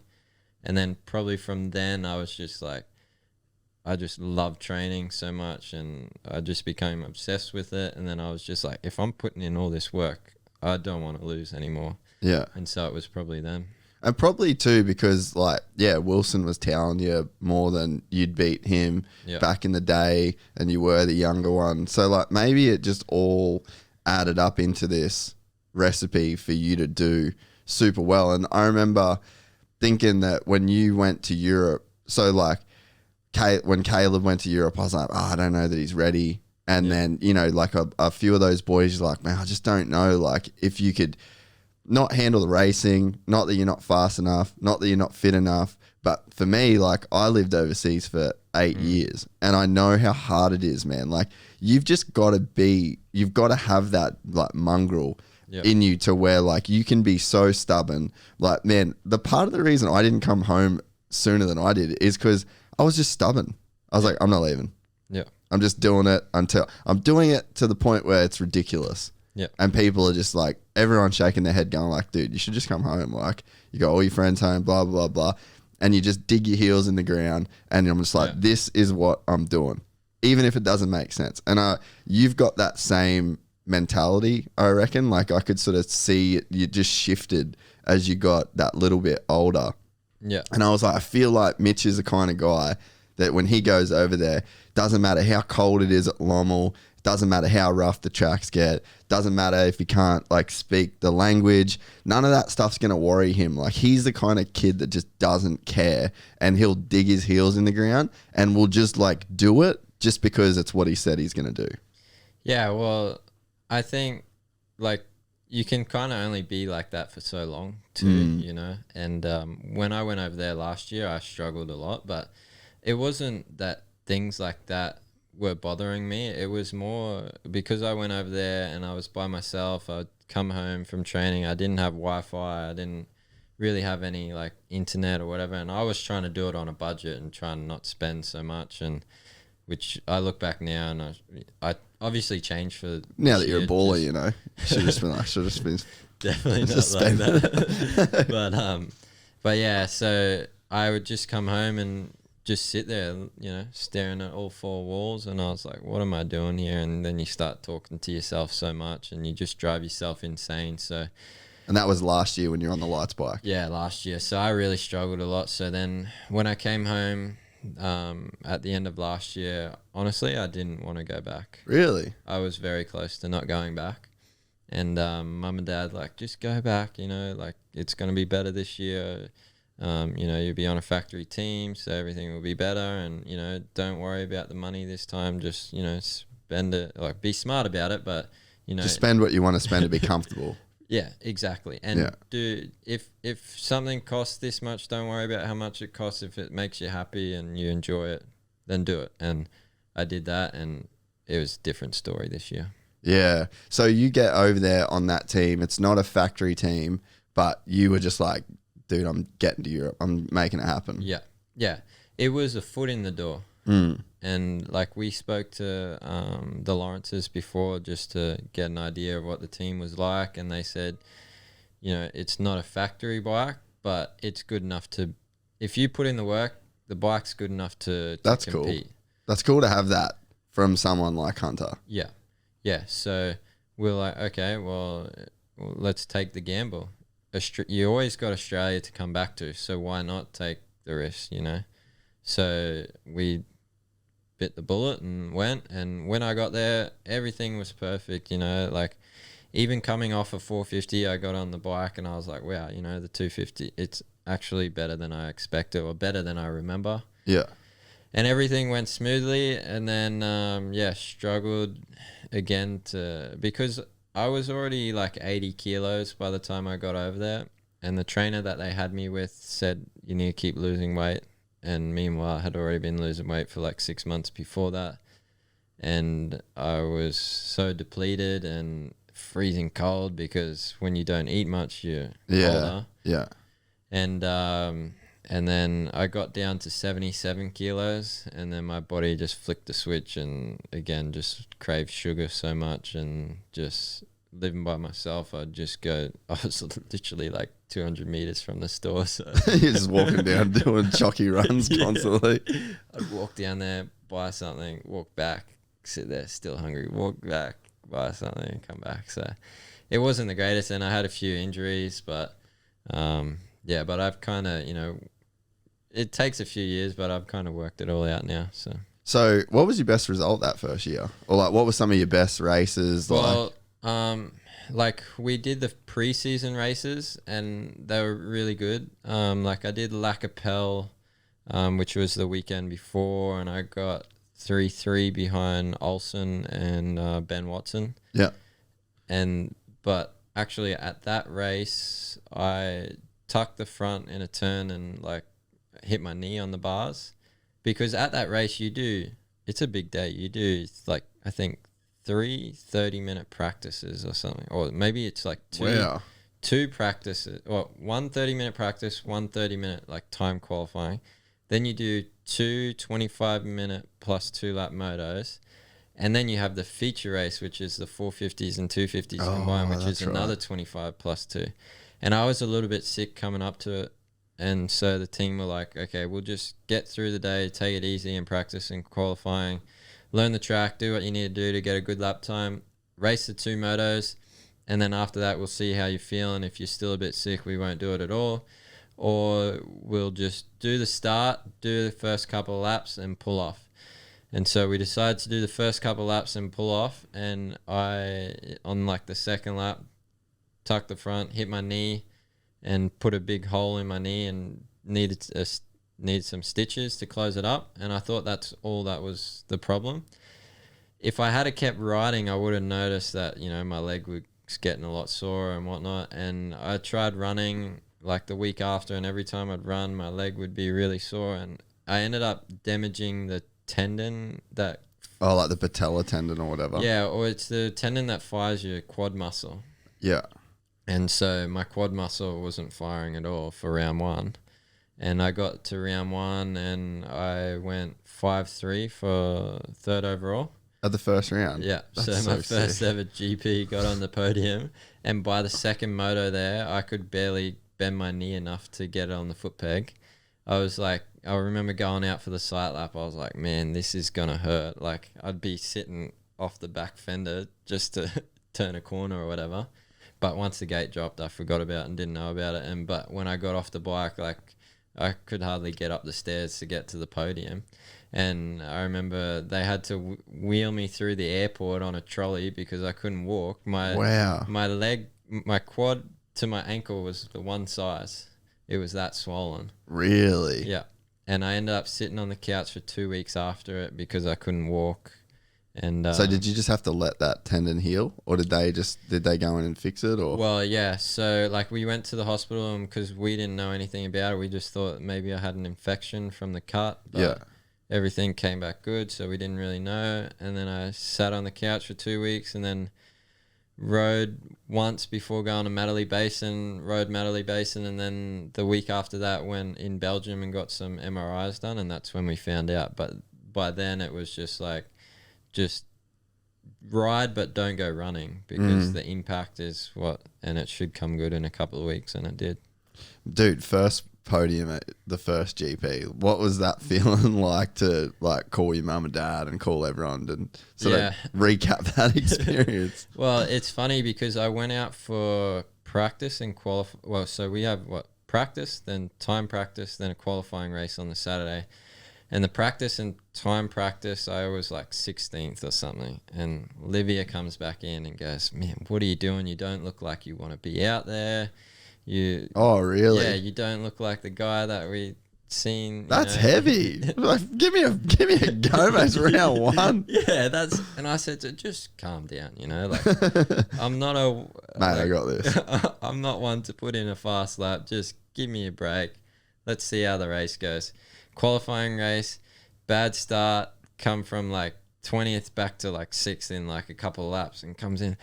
There's the Mitch we know. Where was that all the rest of the day? I was like, I'm a racer, not a one lap guy. Just give me a break. So then, Sunday came around and 2 good starts, and like the second race, like almost whole shot, and was behind Prado and whatnot, and just finished 3rd. And at the time, like, I didn't really appreciate it that much, because it didn't quite sink in. I was like, okay, I'm on the podium. And then because I'd never really followed GPs, I was always, into American motocross and supercross. I didn't know how the podium ceremony worked. And I don't know for you, but if you ever watch a GP or whatever, do you ever watch the podium? Not really. But they play all the national anthems and stuff, right? So I was up there and I was like, what do I do? And they're speaking Spanish in Argentina. So You're just chilling. No idea. I just wait for them, You're just waiting for like, Mitch Evans. And you're like, that's me. But they're like, Michelle Evans or something. And anyways, I'd just be like, yeah, whatever. And then I'd wait till Prado and then hold up the trophies to know what I do, and then see them take off the hats. And someone did an interview with me after, and they go, you know, you didn't look like you were enjoying it that much. Did you even want to be up there? And I said, honestly, I had no idea what I was doing. That's so good. I like to thank my mum and dad for bringing me. Yeah. And then when I did the interview after, I was like to Olivia, you know, what do I say? Do I have to thank sponsors or whatever? She's like, nah, don't worry about that. We're not like America. Just answer whatever they ask you and done. So that was all right. But at the track, I didn't have like a phone SIM or anything, so I didn't have internet. They have Wi-Fi at the track, but I didn't really want it. So I didn't do it, and then I go back to the Airbnb that night, and I get back to the Wi-Fi, and I turn my phone on, and the thing just starts going bing, bing, bing, bing, bing, bing, bing, bing, and it like glitched out, you know, like Really? it just like, and then I couldn't unlock my phone because all these messages came through at once. And so was that when you were like, oh wow, like I actually did something pretty cool? Yeah. Man, that's heavy, eh? Like it makes sense though, because like you don't know anyone. You got no one there. You can't speak the language. Like you get on this podium and then they just make you stand there. Like that kind of makes sense. You would have had no idea what was going on. Yeah, pretty much. And like I'd never watched anything before, so and I was more like worried that I was like, okay, am I gonna do something wrong or you know make a fool of myself rather than enjoying the moment? Yeah, right. So it wasn't the best, but Yeah, that's bloody bizarre, but it makes sense. Like you sort of, yeah, like if you've never been in that position before, like, and you don't know what to expect, you can't speak the language. Like, yeah, that would have been a trip. yeah. Did you feel like you didn't belong being there at all?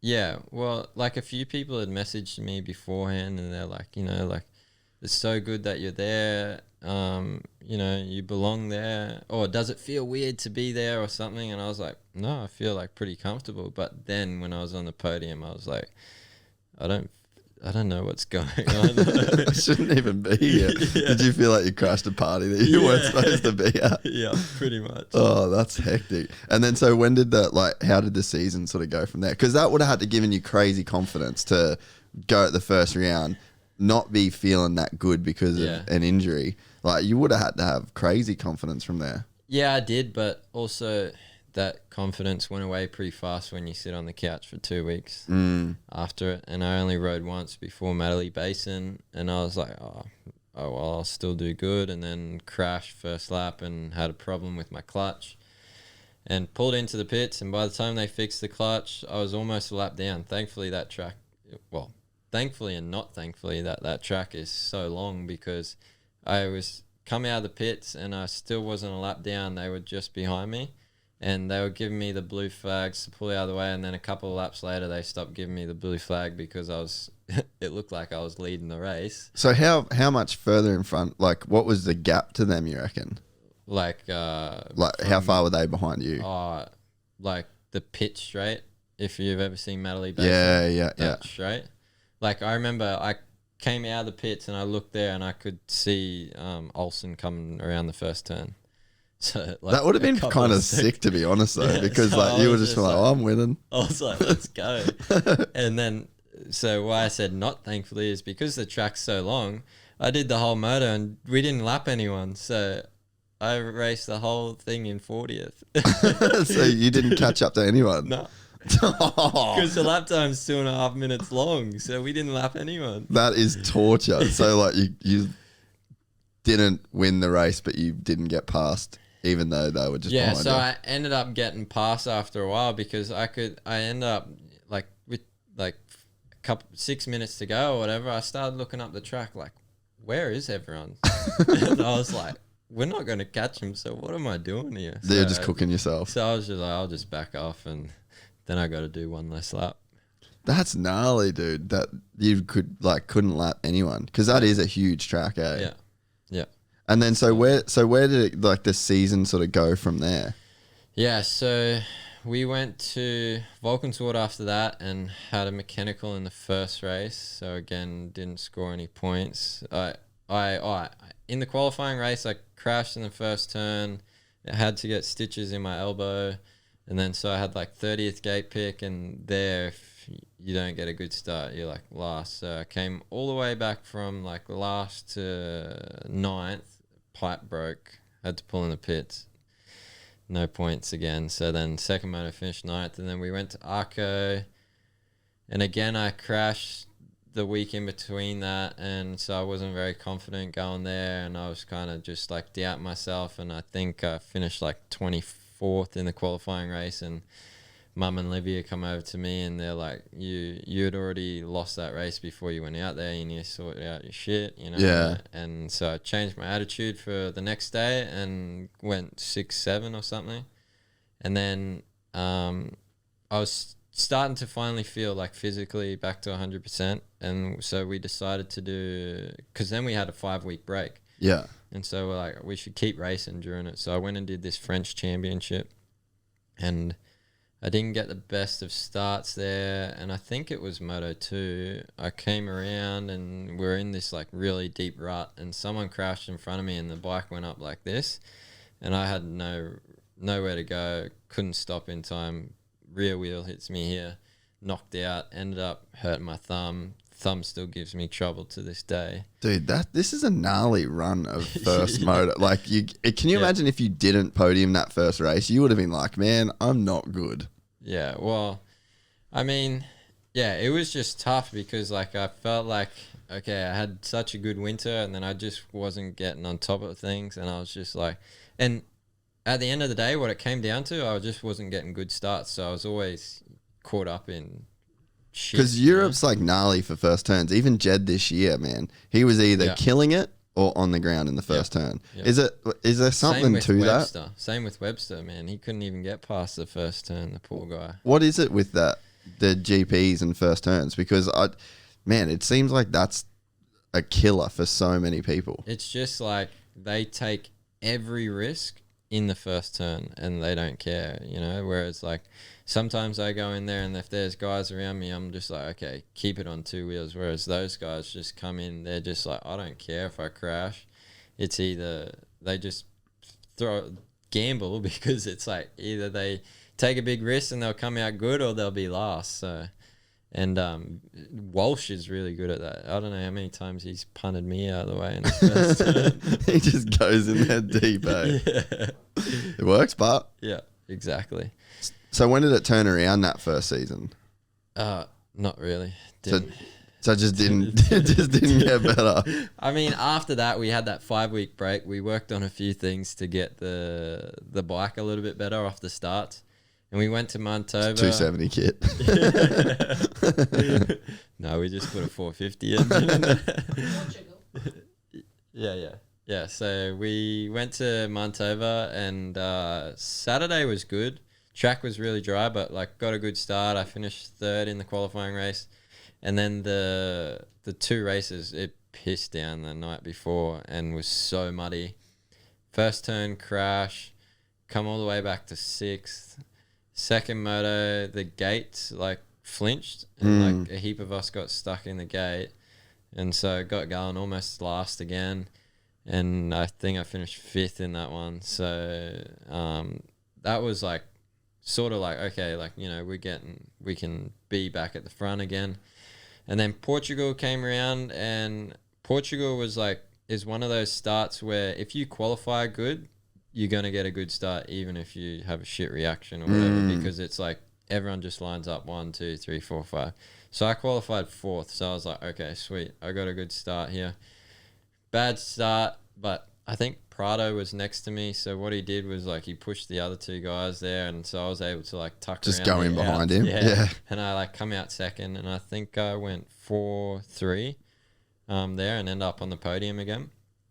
And then and then after there we went to Saint John in France. First time where I qualified 2nd. Like the highest up. Every other weekend was like outside the top 10. And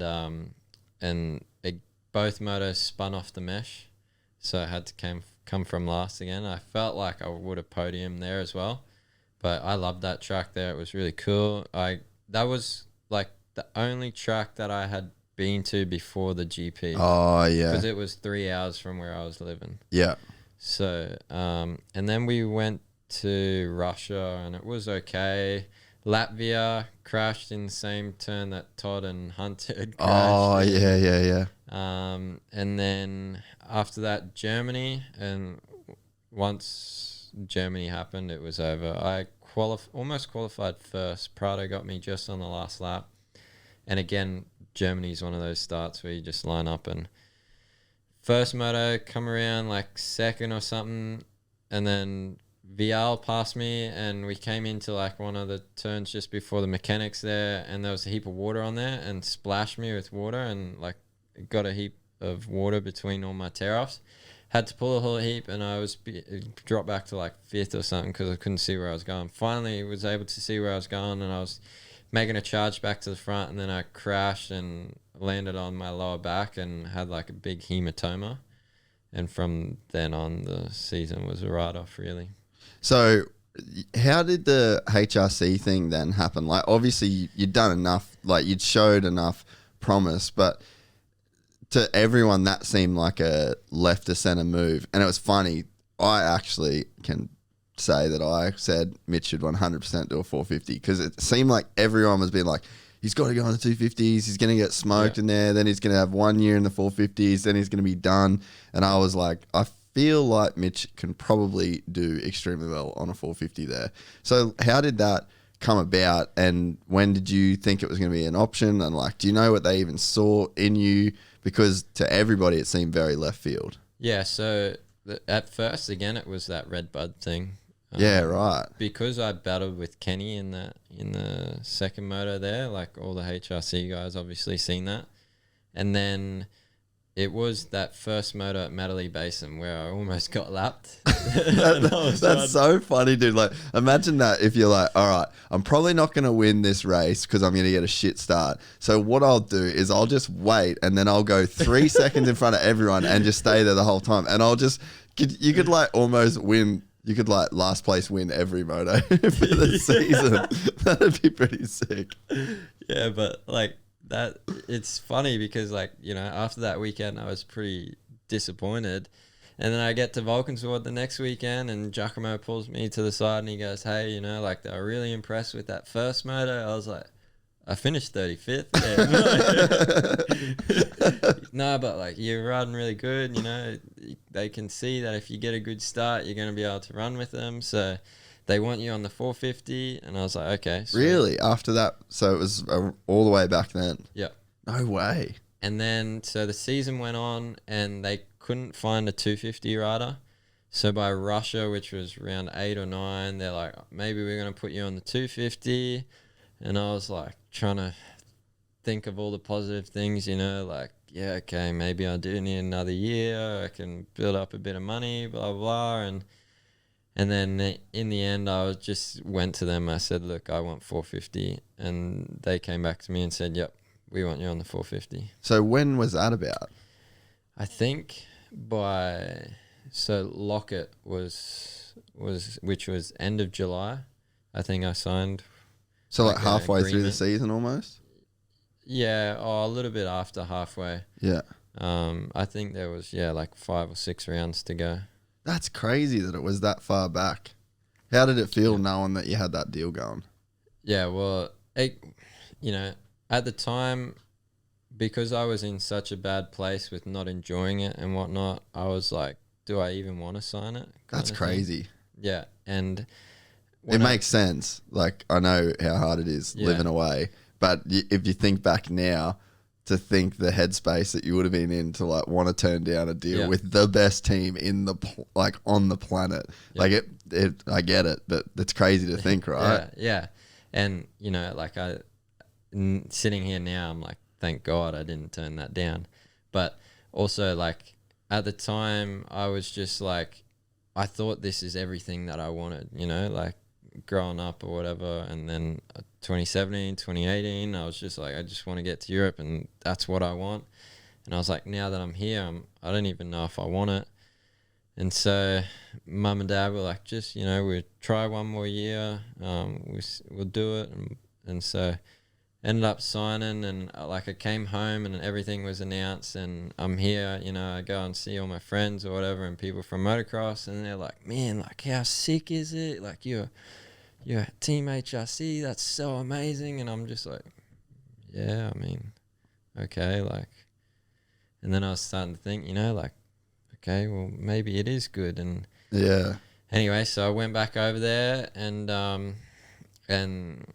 my practice bike mechanic, him and I are like best mates now. And I think if I didn't have him, this year wouldn't have been near as enjoyable, and Yeah, right. I wouldn't be as successful. And because of him, I've been loving it. So so you signed with HRC and then he's like assigned as your practice bike Yes. mechanic. Did you know him before that? Yeah, so because 114 always parked next to HRC at the track, I was like, and once I started to know that I was going to be HRC, because I was going to be HRC whether it was going to be 450 or 250. Yeah. And so I started to get to know everyone there, and I like started getting to know him. We started going like running when we were at GPs and whatnot, and he's really into CrossFit. And so I started talking to him a lot, and I said to him, you know, like, because over there you spend more time with your practice bike mechanic than you do with your race bike mechanic. And he was Bogus's race bike mechanic, and he said he wanted to stay race bike mechanic, but I said to him, would you be my practice bike mechanic? He said, yeah, if it means I get to be with you, I would, but I would prefer race bike mechanic. So I didn't ask anything, because I didn't really want to, you know, make him come to practice bike mechanic when really he wanted to be race bike mechanic. But he rings me after and says, oh, did you talk to Giacomo? I'm now your practice bike mechanic. And I was like, the gods listened to me. Yeah.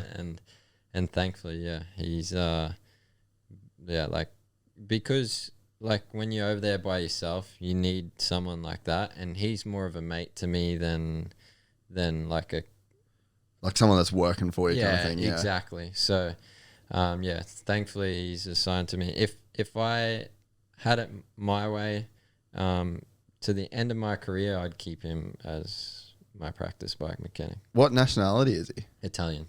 Yeah, okay. Has that been something that's hard to get used to? Just the language barriers. Like, what was the hardest thing that made you not enjoy living over there?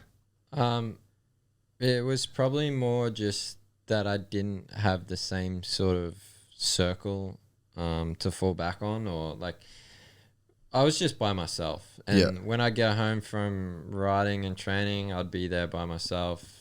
Couldn't really watch anything, no Netflix or anything like that.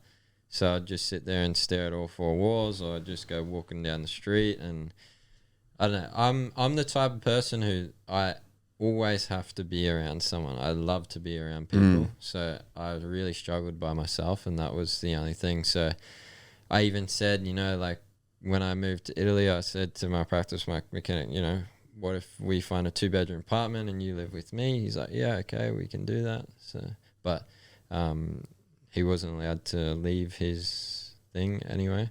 But then I met my girlfriend over there, and that was a lifesaver too. Yeah, so I was going to say, so you ended up getting an Aussie chick over there, which is like crazy good in the sense of just having like someone that understands your culture and understands you more so than just, you know, someone from different country, different language. And she also understands how difficult it is being over there as well, away from family. So she dances at the Moulin Rouge, and so her roommate is a family friend of ours. Like my dad and her dad used to play football together. Really? I think like my great granddad or something was That's best bizarre. man at her great granddad's wedding and whatnot, something like that. So she's always said, if you ever come to Paris, you're welcome to stay. So for my 21st birthday, I was going to be in Italy by myself. The team always go home every weekend. So I was like, okay, well, I might as well go there. And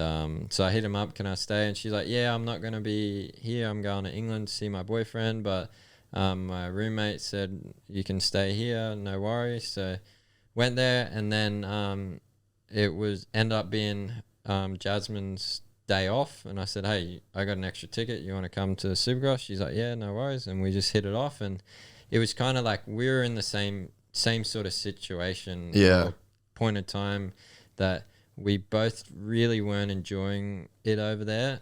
And it was just because we were missing family, missing home, and we didn't sort of have anyone over there to get away from work. Yeah.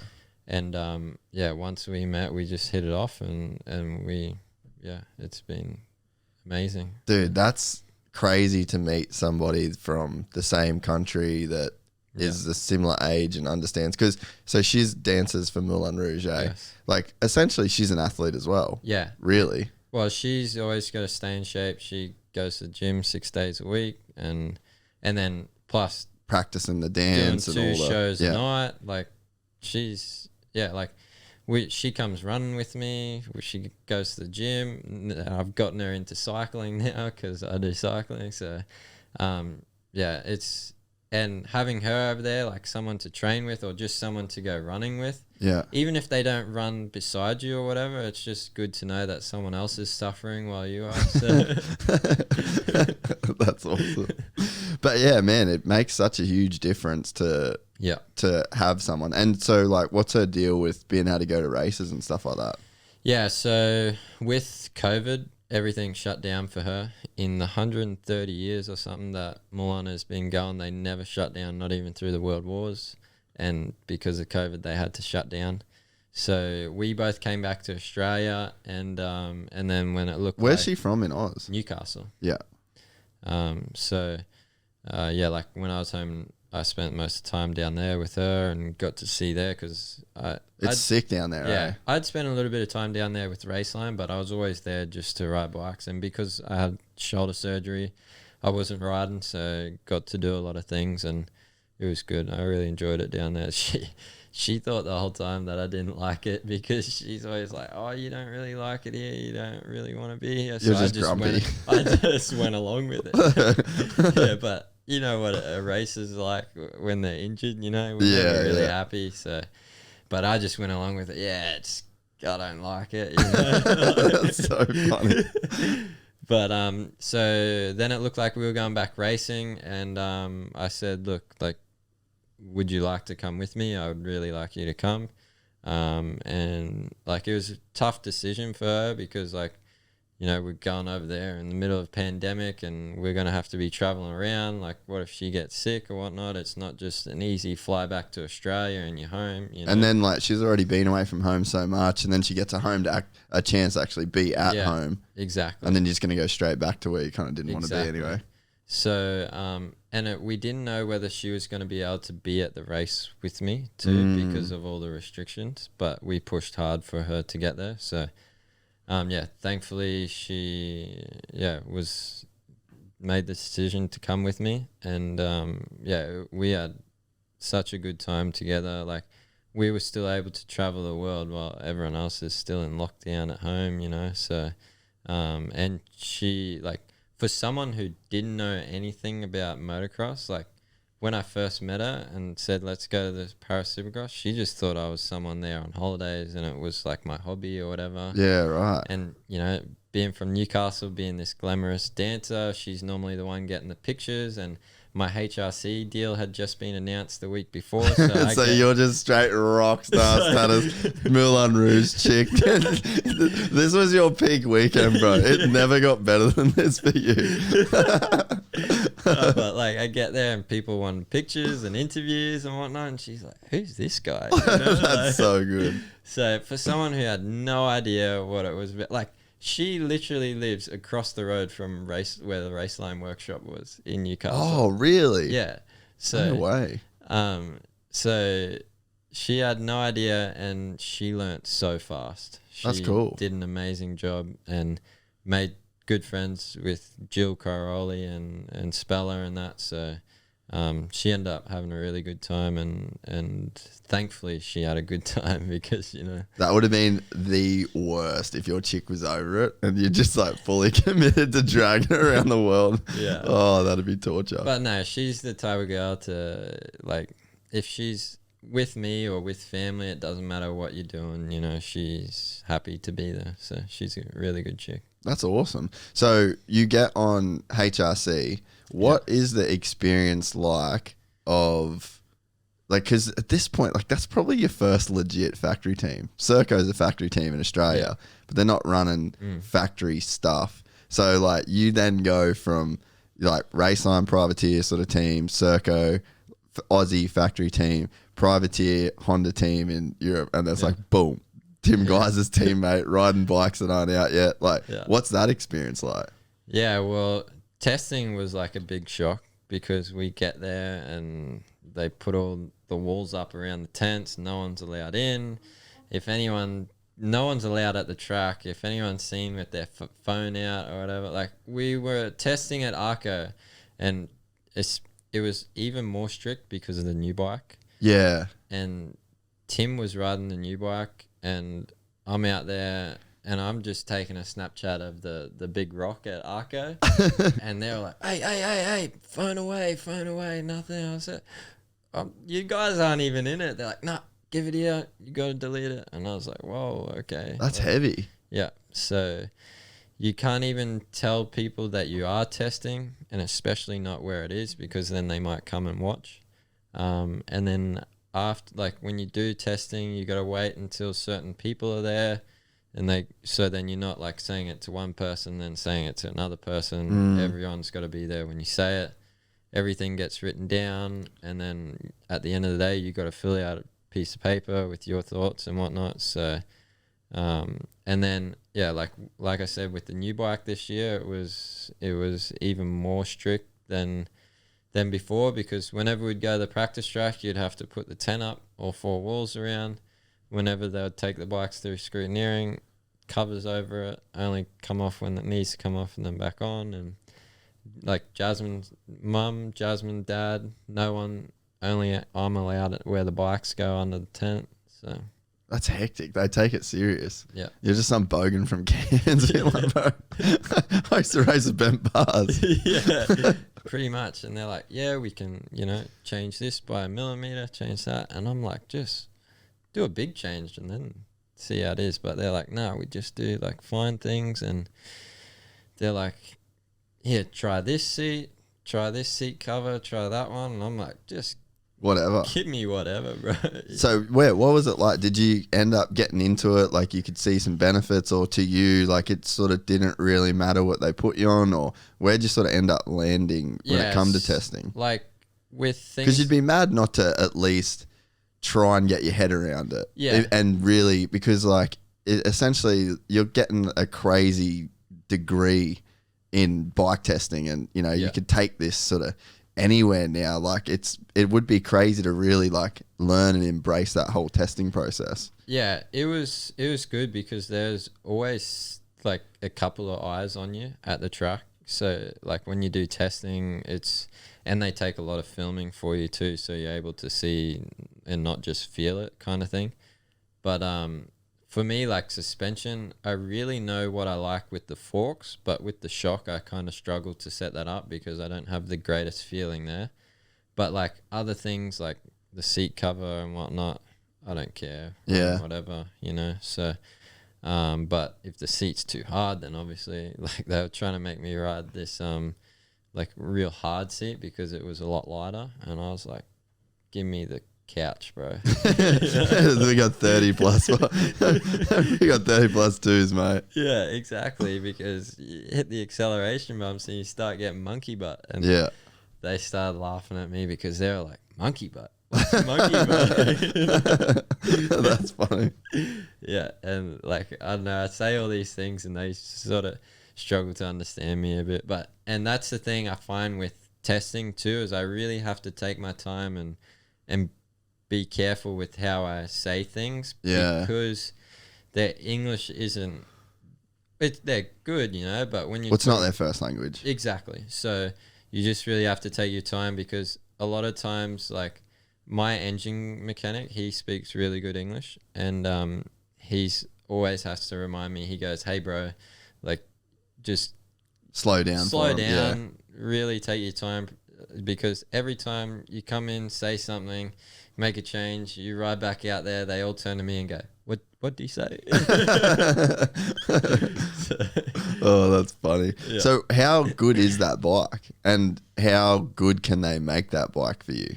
Yeah, it's like from their old bike, it's a big step, and it's difficult because whenever you do testing at the end of the season, that's when they order the parts for the next season. Yeah.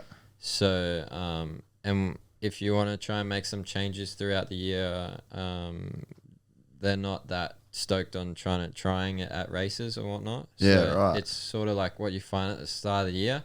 They just refine that for the whole year. Yeah. And so which is what's like an example of that, you reckon? like mainly the engine side of things is pretty much like what you have at the start of the year. The only sort of thing that you change is the mapping. Yeah. After that, and which is a good thing because then you can't go around in circles. Yeah, and you're not making a big change and it could be in the wrong direction kind of thing. So, Yeah. But like suspension wise, we're always changing that, and they're always open to making changes. So, but they sort of struggle to comprehend how stiff I like the suspension. Yeah, right. And I'm always just like, go stiffer. We go as stiff as we can and then come back a little bit. Yeah, right. Have you always done that? Yeah. Really? Every suspension guy I've ever worked with is like, are you sure you want to go that stiff? And I'm always like, just because. What do you like about it? It's easier to ride. Yeah, right. Because when the bike's too soft, you lose a lot of momentum and whatnot. When you hit jumps, the bike soaks up too much energy. Yeah. So when it's stiffer, it's easier to ride. When you land, you're not expecting the impact because the bike soaks it up more rather than you, kind of thing. And like obviously there's a fine line. If you run the thing like metal rods, it's not going to move, but yeah, the way I like to set it up is get it stiff and then just bring it back a little bit. Back it off a bit. Yeah, because it's always easier at the race to go softer than it is stiffer. And so are you going softer with clickers pretty easily? Yeah. Yeah, right. So it's not like at the race you're having to be like, oh, we got to valve this shit different. Yeah, normally we very rarely make a valving change like that. It's always mainly just clickers or like ride height, preload and whatnot. But like what is different from a standard fork and shock to the factory stuff is like you make like 4 clicks on the standard stuff. Yeah. And you barely notice a difference. Yeah. You make 1 click on the factory stuff and it's a big difference. Yeah, that's like, even the cone valves are like that. Yeah, I found the same with that. I rode, Paul Berrick gave me a set of cone valves for Rocky. Yeah. And in the like the whoops, it was just a little bit too soft. And then I was like, went up to Paul because I was just going to go 3 clicks harder right before this moto. Yeah. And Rocky was rough as. And then I was like, I better just ask Paul. Like, I don't want to touch his forks. Like, I'll go there. Yeah, He's like, 1 click, dude. Yeah. And then I went out and 1 click was plenty. And I was like, damn, that's gnarly. Yeah. You know how you were saying at Toowoomba when I was riding for Raceline, the suspension, like I made big mistake. We were riding at Harvey Bay and it was like when I first got the cone valves and it was too soft and I was just like, Dad, come on.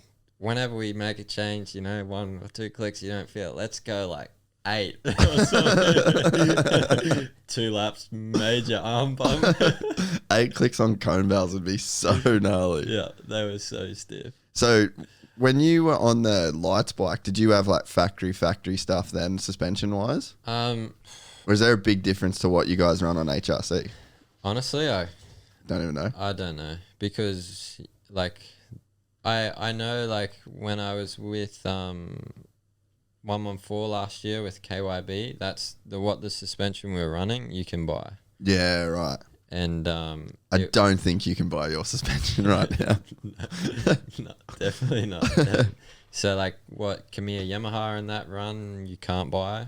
So like I don't know like what is different about it. I try to ask and they don't tell me. They're like better you not know than like when we were doing the photo shoot with the new bike, I went up to them, the Japanese, and I said, "Is this going to be the 2021 bike?" And they say, "Why do you need to know?" That's crazy. I was like, I don't know. I'm just asking. Just wondering. He's like, "You don't have to buy bikes." So That's awesome. Hey, that's the right answer though, really. Yeah. Like, you're not paying for bro. What do you need to know? Why do you care? It must be cool, but like, does it sink in the fact that you're riding for HRC? Yeah, and like, whenever I meet someone, like especially that's like into like MotoGP or something, and they're like, "Oh, you know, like what bike? Oh, who do you ride for?" I'm like, HRC, and they're like, HRC, whoa, you know, like, and when you have someone give you that reaction, it's like, wow, you know, like, it is like such a big brand, and like, they're so successful in a lot of things, you know, so it definitely took a while to sink in from the start, but yeah. But maybe that's like part of the reason why you're doing well there, is because you're not overawed by it. It doesn't like take you over. Whereas I imagine you could put, man, insert 100 riders where if you gave them that ride, that's all they would think about is the fact that they're riding for HRC. Like maybe the actual job that you're being paid to do would kind of get lost on them a little bit because they're like stuck thinking about them, like what exactly they're doing. Whereas you just doesn't rattle you. Well, I've always found that like growing up, you know, you look at MX Nationals and like watching Todd when he first started going to the MX Nationals, and you think like, wow, you know, like that's amazing, you know, and like I tend to forget about that myself, you know, like how I looked up to Todd and guys like that when I was a little kid is probably how some little kids when I go home to Cairns now kind of look at me, you know. So I got to try and remember that. But like when I got to MX Nationals, you know, met the guys at Serco and Yamaha and whatnot, and then and it's same when you go to Europe. Once you get to know them, then there's nothing special about them. You know, they're human just like you. And like it really hit me when I met Marquez last year, and you go up to him and he's 8-time world champion. If you're having a conversation with him, you wouldn't even know because he's just a random guy. He has all the time in the world for anyone. Like we were talking to his media guys and whatnot, and they're like, yeah, he'll sit there talking to some random, don't even know who they are, and he'll have to be in a meeting in like 2 minutes, and he's like, yeah, just it's okay, we take the time. And you know, at the end of the day, everyone's only human. There's just because they ride for someone or they're this guy, you know, there's nothing that special about them. Like probably sounds bad, like I don't know how. No, it's so true, man. Like it was one of the things where people would always ask me when I was filming like being around everyone, and then once we started doing like music videos and you're around like famous rappers and all, and everyone had asked, and it was a similar sort of thing, and like I just feel like I never really cared that much, and I was more just I would rather get to know the normal person than like the rock star version of people. Exactly. And I mean, like maybe that's sort of the similar thing that you've got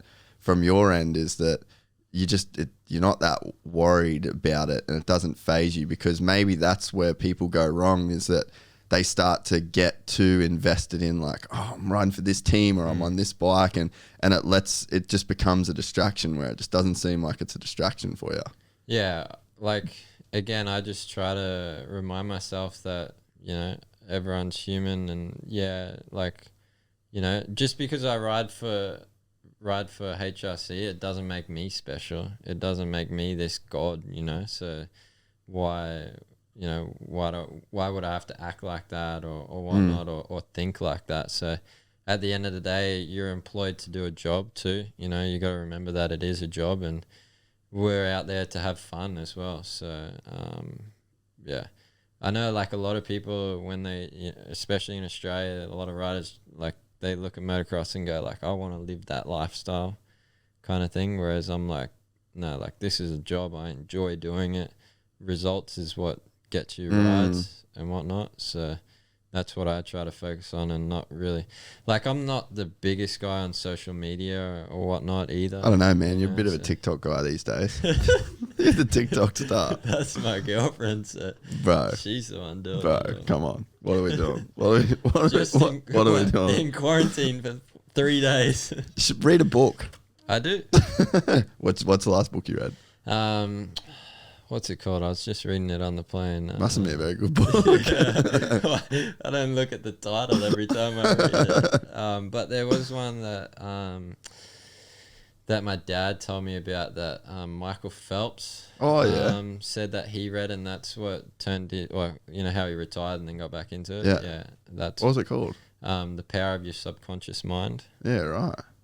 That one, and I forget the one that I'm reading at the moment. What's it about? It's similar. It's like just about how if you use your mind or whatever, anything's achievable kind of thing. So. Yeah. Do you read much? Not really. I only when I'm like traveling on the plane or whatnot. I've been getting into like audiobooks now. Because I can, if I'm at home doing washing and folding or whatever, I can put my headphones on and just listen to that. So. Yeah. There's definitely a bunch of good stuff out there for athletes in particular. I got Dean Lucas. I don't know if you listen to his podcast, but he's like a downhill mountain bike dude. He's like on the UCI, and he's just got like heavy into reading. Like he's actually staying at mine at the moment. He's like, man, I've read so much like insanely good stuff for being an athlete. Yeah. Wow. Yeah, I'll get him to like send you some books that he's had. Yeah, another one that I was interested in. I just went out fishing on the weekend, and the guy that took me with him. He was a former orthopedic surgeon. Yeah, and he's reading a book at the moment. I forget what it was called, but it talks about how like in the medical industry or how the world works is if you're like an outsider and you try and push the boundaries or whatnot, all the people below you like think you're a weirdo or whatever. And how back in the day, like especially with the medical industry kind of thing, if you said something that was like out of everyone's mind or whatever, they would just kill you. Wow. So I was like, wow, that sounds like an intense read. But he said no, like it goes into like a lot of depth and whatnot. And you know how like there's just always those like one couple like Einstein and whatnot. Yeah, they just look like they're weirdos kind of thing. At the start they do, yeah. But you think about like Madonna. You're probably too young for Madonna, but when she was in her prime, it was just like, what? Like you think about Lady Gaga and you think she's out there. Man, can you imagine like 30 years before that having a similar chick, but 30 years more conservative than what we were now? Like that was Madonna. But that's all people, that's what it takes is like those crazy fringe weirdos to make things normal, and it sort of like just pushes everything forward. I think that same stuff happens in writing too. Like you look at James. James was out there. Like he was different. He wasn't normal to everybody else. And then he just slowly brings everybody up. Exactly. People start to like expect it. With James, there's only like, there was still only been one of him. But who reminds me of James is Jet Lawrence. Dude, right? I seen Jet's Instagram story the other day. I don't know where he was riding, but man, he just like jumps into the turn, seat bounces, triple, and everything he did through the rhythm lane was like effortless but perfect. Insane. And the only guy who's ever looked like that is James. When James was on, he looked like he wasn't even trying, and that's what Jet looks like, I reckon. It's so gnarly with Jet. I don't even think people fully understand that he's a kid. Yeah. Because you put a helmet on and you're in gear, you look the same as everyone else. He is a kid, and he just signed a Red Bull deal that was not like a team Red Bull deal. Red Bull gave him a deal like, you get a helmet, bro. That last person that you think about is like Kenny, Dunge, James, and he's a kid. But he's a kid. It's crazy. With like all the KTM riders too, like that's a team deal as well. Exactly. So yeah, this is Red Bull deciding you are one of our guys, and he's just he's so young, and I just don't. Yeah, it's weird. Everyone talks about how young he is, but I just don't even think people understand exactly what that means to be that young doing what he's doing. well, he's what, 17 or something. Mum was just telling me the other day that, I don't know if it was after one of the Supercross races or after the motocross where he did really well, podiumed or whatnot. Emma sent Jet's mum sent my mum a photo of him sitting in front of the TV watching Frozen or something. You know, like, It's so crazy. Yeah, like he's literally a kid. yeah. So, And that's not like a bad thing. Like, oh, he's just a kid. He's just so young, and to do what he does it's just phenomenal, man. yeah. And like we just heard a story today from Mike Ward that when they were at Supercross, because Jay was riding too, before A2, when he almost won. Yeah. Apparently they're lined up for the main event, and like the 30-second board's about to go up, and apparently Jet gets off the bike and says to his mechanic, "Here, hold the bike. I just need to go to the toilet." And the mechanic's like, "No. We're on. You don't have time." He's like, "No, it's all right. Calm down." So he starts walking to the toilet. Apparently stops to have a chat with someone on the way, and apparently the mechanic's like, "Jet, hurry up, get back here." He goes to the toilet, starts spinning. Apparently he's in the toilet. Jay's already got his goggles on, and he comes back and the mechanic's like, "Get on the bike, get on the bike." He's like, "Just calm down. We got plenty of time." He is such a gangster. Like at OzX last year in Melbourne, it was, I think, the heat race. Do you remember the track there? Were you there? Or were you overseas? No, I was overseas. Do you remember the track? Like you had the whoops, Yeah. and then they did that triple on. Yeah. So Jet I'm pretty sure it was the first heat race, and he seat bounces it, Yeah. and then his hand rips off the bars. This hand, and then he didn't even look like he did it on purpose. Yeah. Comes back, gets off the track, and I was standing right there with Dad, and he rode up to me and Dad. He's like, "Did you see that shit?" And we were like, "Yeah, dude." And he was like, "That was super sketchy, eh?" And we were just like, "Bro, you are on some weird shit right now. Like, if you think that's normal," and just didn't even skip a beat. And he was just like, he thought it was funny. Yeah, but he hasn't changed from a kid. We went to the World Juniors in 2014 in Belgium, and he won the 65 world title. And it's pouring rain. We're all packing up the truck and packing up the bikes, and he doesn't care. He's out, made some friends with people, little kids who don't even speak English, and he's sliding down the hill in the mud, and he's world champ and doesn't even care like where his trophy is or whatever, you know. So yeah, he's always been such a little gangster like that. Yeah, it's so cool that him and Hunter get a chance to do the series as like brothers, same team. Like they're on the same team this year, but there were so many of those dudes. I'm pretty sure they're going to be like out of their own truck and stuff. Yeah. It'd be cool to. I wonder how, because I think people forget just how good Hunter is too. Mm. Yeah, well, Hunter's been unfortunate with some injuries, but yeah, like Jet's podcast with you, like about him being too perfect sometimes. But man, you watch his technique and everything is perfect, you know. So he's just got to get a bit of a roll happening and stay injury free for a while, and he'll be back at the front. What's it been like getting to ride with Tim? Do you get to ride a lot together, or do you you guys like get to hang? Or yeah, Tim and I are like good friends, I would say, and like he sort of does his own thing in Slovenia and Croatia. But like whenever he comes for testing, we ride together and whatnot. And like during the preseason when we were in Sardinia, we were riding together a fair bit. But yeah, we sort of haven't really ridden that much. But like he was saying that like next year I should go to Croatia and whatnot. That'd be cool. So yeah, probably take him up on that offer and do that. So. Makes sense. Yeah. But what's it like getting to be around a dude that is like, he's the guy? Yeah, but like again, you know, he's human and he is the nicest guy you'll meet. Like, really, he will not hurt a fly. He has the time in the world for anyone. He's the type of guy who's like, he doesn't want to say no because he doesn't want to offend someone or something. You know, he's always trying to be the good guy, and like to have someone like that around is, you know, like he's only like 2 years older than me or whatever, but he's been in the scene a lot longer. But he's like a role model, you know. Yeah. Like even I look up to him and go, you know, that's how you need to act around here and whatnot. And I probably like have learnt more of him just about being a person and how to interact with like fans and the media than I have on the bike. Yeah, because that's the thing too. Like, I mean, even for me, thinking about my job as talking to, you know, you guys as riders, there's the element too where you're just a young dude. And I feel like I'm 32 now.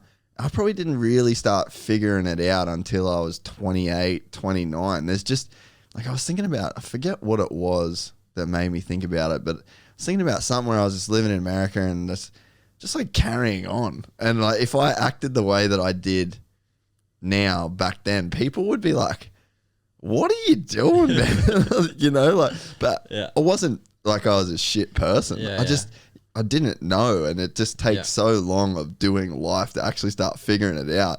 And there's so much of it is like, you look at guys like, oh, what are you doing for training and what are you doing with the bike and testing? But it's like, there's a lot of just general figuring life out as still a young dude that has to go down, and you're doing it while you're dealing with all this self-doubt of being a racer, and there's all these abnormal things that are going on in your world while you're just trying to figure out how to be a normal person. Yeah. I like to tend to think of myself as like a pretty fast learner, but there's always going to be a time, no matter who you are, that you have to learn it the hard and long way. You know? Yeah, that's true. No matter how many times someone tells you you're gonna do it your way, how you think, and every year, like especially with being in Europe, I'm like, man, I just wish I knew that like the year before, you know. Like, what kind of stuff? Just, well, like, you know, with not being so stingy on, you know, just go and buy Wi-Fi, you know, so then you can, when you're you know, relax and watch Netflix, or go down to the shop and eat out or something, you know. Like, But is there a party that thinks that it should be hard? So, like, because I mean, I reckon I had a bit of that when I was in America, where I'd do things the hard way, almost because I thought that it should be hard. If I'm going to make it, it should be hard. I should be like grinding it out. But then it's like, yeah, but it's all like, life's hard enough. Like, make it as easy as you can. No matter how easy you make life, it's still hard. Yeah, exactly. And I don't know. For me, the biggest struggle that I'm sort of even dealing with now is like missing a day of training. I struggle to get that in my head. Like, it's okay, calm down. It's not going to be the end of the world. Like, and that was what I really struggled with the first year when I was over there, because you have to travel so much to all the rounds. I'm like, man, I really should be at home training. You know, like, why do we have to fly so long, and why do we have this stopover and that stopover? And they're like, calm down. Not everyone else is doing the same. So what do you worry about? But that's sort of what I'm struggling with now. Even like when I was out on the boat fishing, I spent 48 hours out on the boat, and I was like, I feel like I should be at home training, you know, like, but then when I'm at home training, I'm like, man, I just want the opportunity to go out fishing. You know?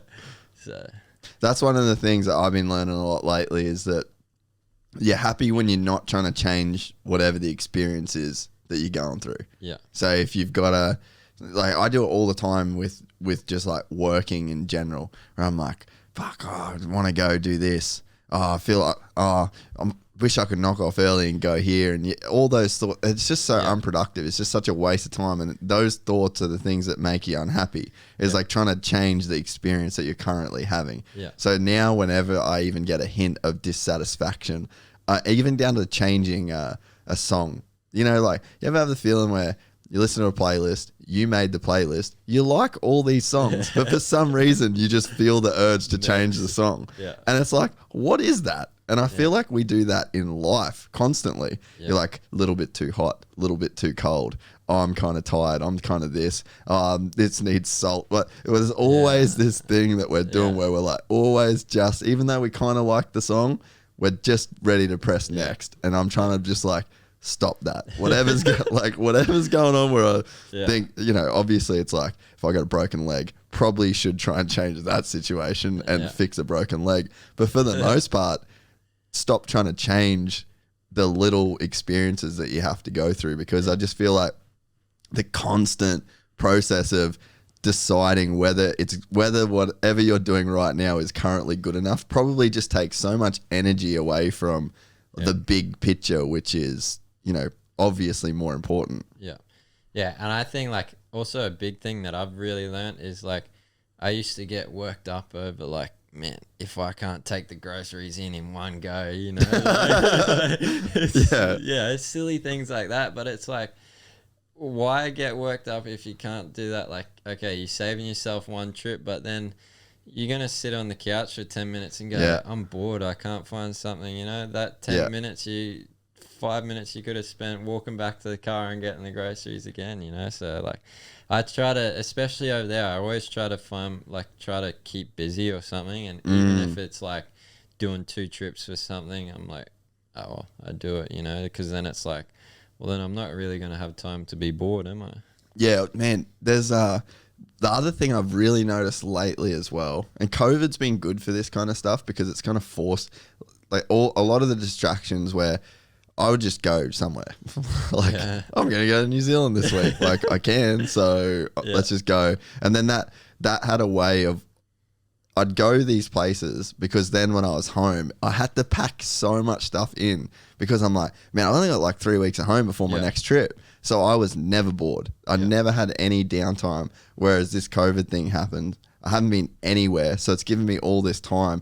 And I started noticing that. So I got my setup at home with my shed is I've got this like big old school door. It's got no buzzer, nothing. I've got 2 deadbolts that I've got to unlock every time that I want to go in and out of my shed. It's a piss off. And so I'd be like, I got a lot of bikes in that shed, a studio, all this stuff. And then I'd be so lazy. I used to think like, man, it's going to take me like 45 minutes. Like you build it up in your head that these 2 locks are going to take you so long to do. So I'd just be like, I'll just do one of the locks up and then I'll later on, and then I'd lay in bed and I'd be like, oh, I didn't lock the thing. And then you've got to walk down all because you built this thing up in your head. It's just procrastination. And it's like, exactly. You go sit on the couch, you watch TV, you end up doing nothing with that time. So I started just looking at everything like, how could I do even just the dumbest shit, like really good. Like making sure I got the locks done, washing up right after I cook dinner. Like just all those things that you just end up putting off. They're just these weird things that you build up in your head, eh? Like they actually have no, like you said with doing 2 trips for the groceries. Like what does it matter? Like it's actually, we're lucky that we even have a grocery store that we can go to. Like so many people can't even do that. Exactly. And I seen this quote the other day. It was something like, most of the time what's hurting you is your imagination or something. And it was like exactly like you said, because you just create these big things like, oh, it's going to take so long, and then you actually do it and it doesn't even take that long. It's your imagination. And another one was like something like the future and past don't exist anymore, or don't even exist. It's only your imagination, and that's what's hurting you. It was something like that, and it's exactly what you said.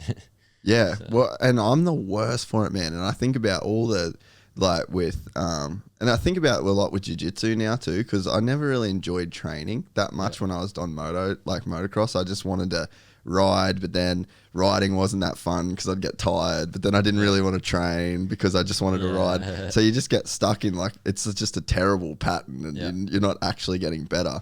But then in jiu-jitsu, I just learned to really enjoy the process of training, because I know then that's going to be a lot better when I roll. And now I don't have to train for motocross because I got so fit from doing jiu-jitsu.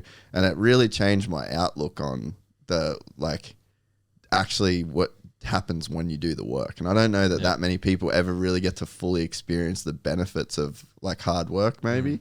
I think it becomes addictive too when you do see that progress, because your brain always wants like short enjoyment or whatever, and that's what becomes addictive. But when you do something for long enough and you start to see the improvement, then it becomes addictive. And once you get in that, I don't know, for me, I'm the type of person, once I do get in that, it's hard to get me out of it, and I become so obsessed with it, and then it starts becoming unhealthy. Yeah, then you've got to like try and go back to the because middle. then you just devote all your time to that, and then you become so unhappy at that because that's all you're doing, and you're not having a balance. Yeah. So when you're like enjoying training, do you know what you're thinking about, or do you know like, or are you're actually just doing it and you're not really thinking about much at all? Yeah, like especially like when I'm cycling or running or doing gym or something and I'm enjoying it, time goes so fast. And same for riding too, like you don't really have to think about it. It just comes naturally kind of thing, and it's like becomes fun because then it doesn't even, Because it's so easy. yeah, and because you don't feel like you're trying hard or whatever. So I think it's hard to get into that mode though, but when you're there, it's like, wow, this is why I do it, you know? Yeah, and if you can, so I was talking to Dean about this, the mountain bike dude. So he's like really tried to figure out, because with downhill mountain biking, it's so different because like you pretty much can't make a mistake. Yeah. So you got 3 minutes on the hill and you have one run and they're just on the edge the whole time. Yeah. So, and he knows, like he was saying, there's days where he knows that he's like, oh, I can win today. And then he gets up other days, it's like, oh, I know today's not one of those days. And he's like, I can just get in this zone. And he's like, the more and more you get in that zone, the more you know you can get in that zone. Yeah. And then he actually started doing his own podcast. Yeah. And he's like, it's crazy, man, because he asked me if I get into this thing where the conversation's so easy and the time goes by so fast. And I was like, yeah, that's like one of the things that I love about doing it, is that it does get like that for me. And like you take yourself out of it and you just narrow in your focus, and then it does become so enjoyable. I know I can get into that state. But it's funny that he's like, I thought that state only existed in riding. He's like, that's why I love riding so much. Yeah. But now he's finding out that he can get into that same zone or flow state in anything that he's doing. That's what they call it, flow state. That's a cool book that you should read. It's called Becoming Superman. Okay. And it's about a guy that researched, he spent years researching like flow states and the science behind them and what's actually happening in your brain and all the different stuff. It's a pretty cool book. Yeah. All right. But like he's saying, like, I thought it was just riding, just downhill that got me in that zone, but now it's everything. And he's like trying to search for it all through his life. Yeah. Do you feel like that with training? Yeah. And like I've been struggling lately because hotel quarantine, you know, cycling indoors and whatnot, you know, like I'm kind of a bit over it at the moment. But like, yeah, I remember like pretty much the whole time when I was in Europe during COVID, like the 4 months, like the first couple of like rounds, I didn't really enjoy it that much because I knew I wasn't prepared that well and I didn't feel that good on the bike. But after I started getting a bit of a roll on, like that whole, like, okay, there was a couple of days every now and again in between there, but like from after Latvia until I broke my wrist, like every day I loved training, and like I woke up and I was just like, let's go, let's do this. And I get to the end of the training and I'd be like, is that all? You know, like I would message my trainer, I said, can we do a bit more? Because like I just love it that much. And that's sick. And sometimes like, so when Jasmine would go for a run over there, normally I'd like ride the bike next to her, but I was like, stuff this, I'm just go run next to her just because I was enjoying it that much.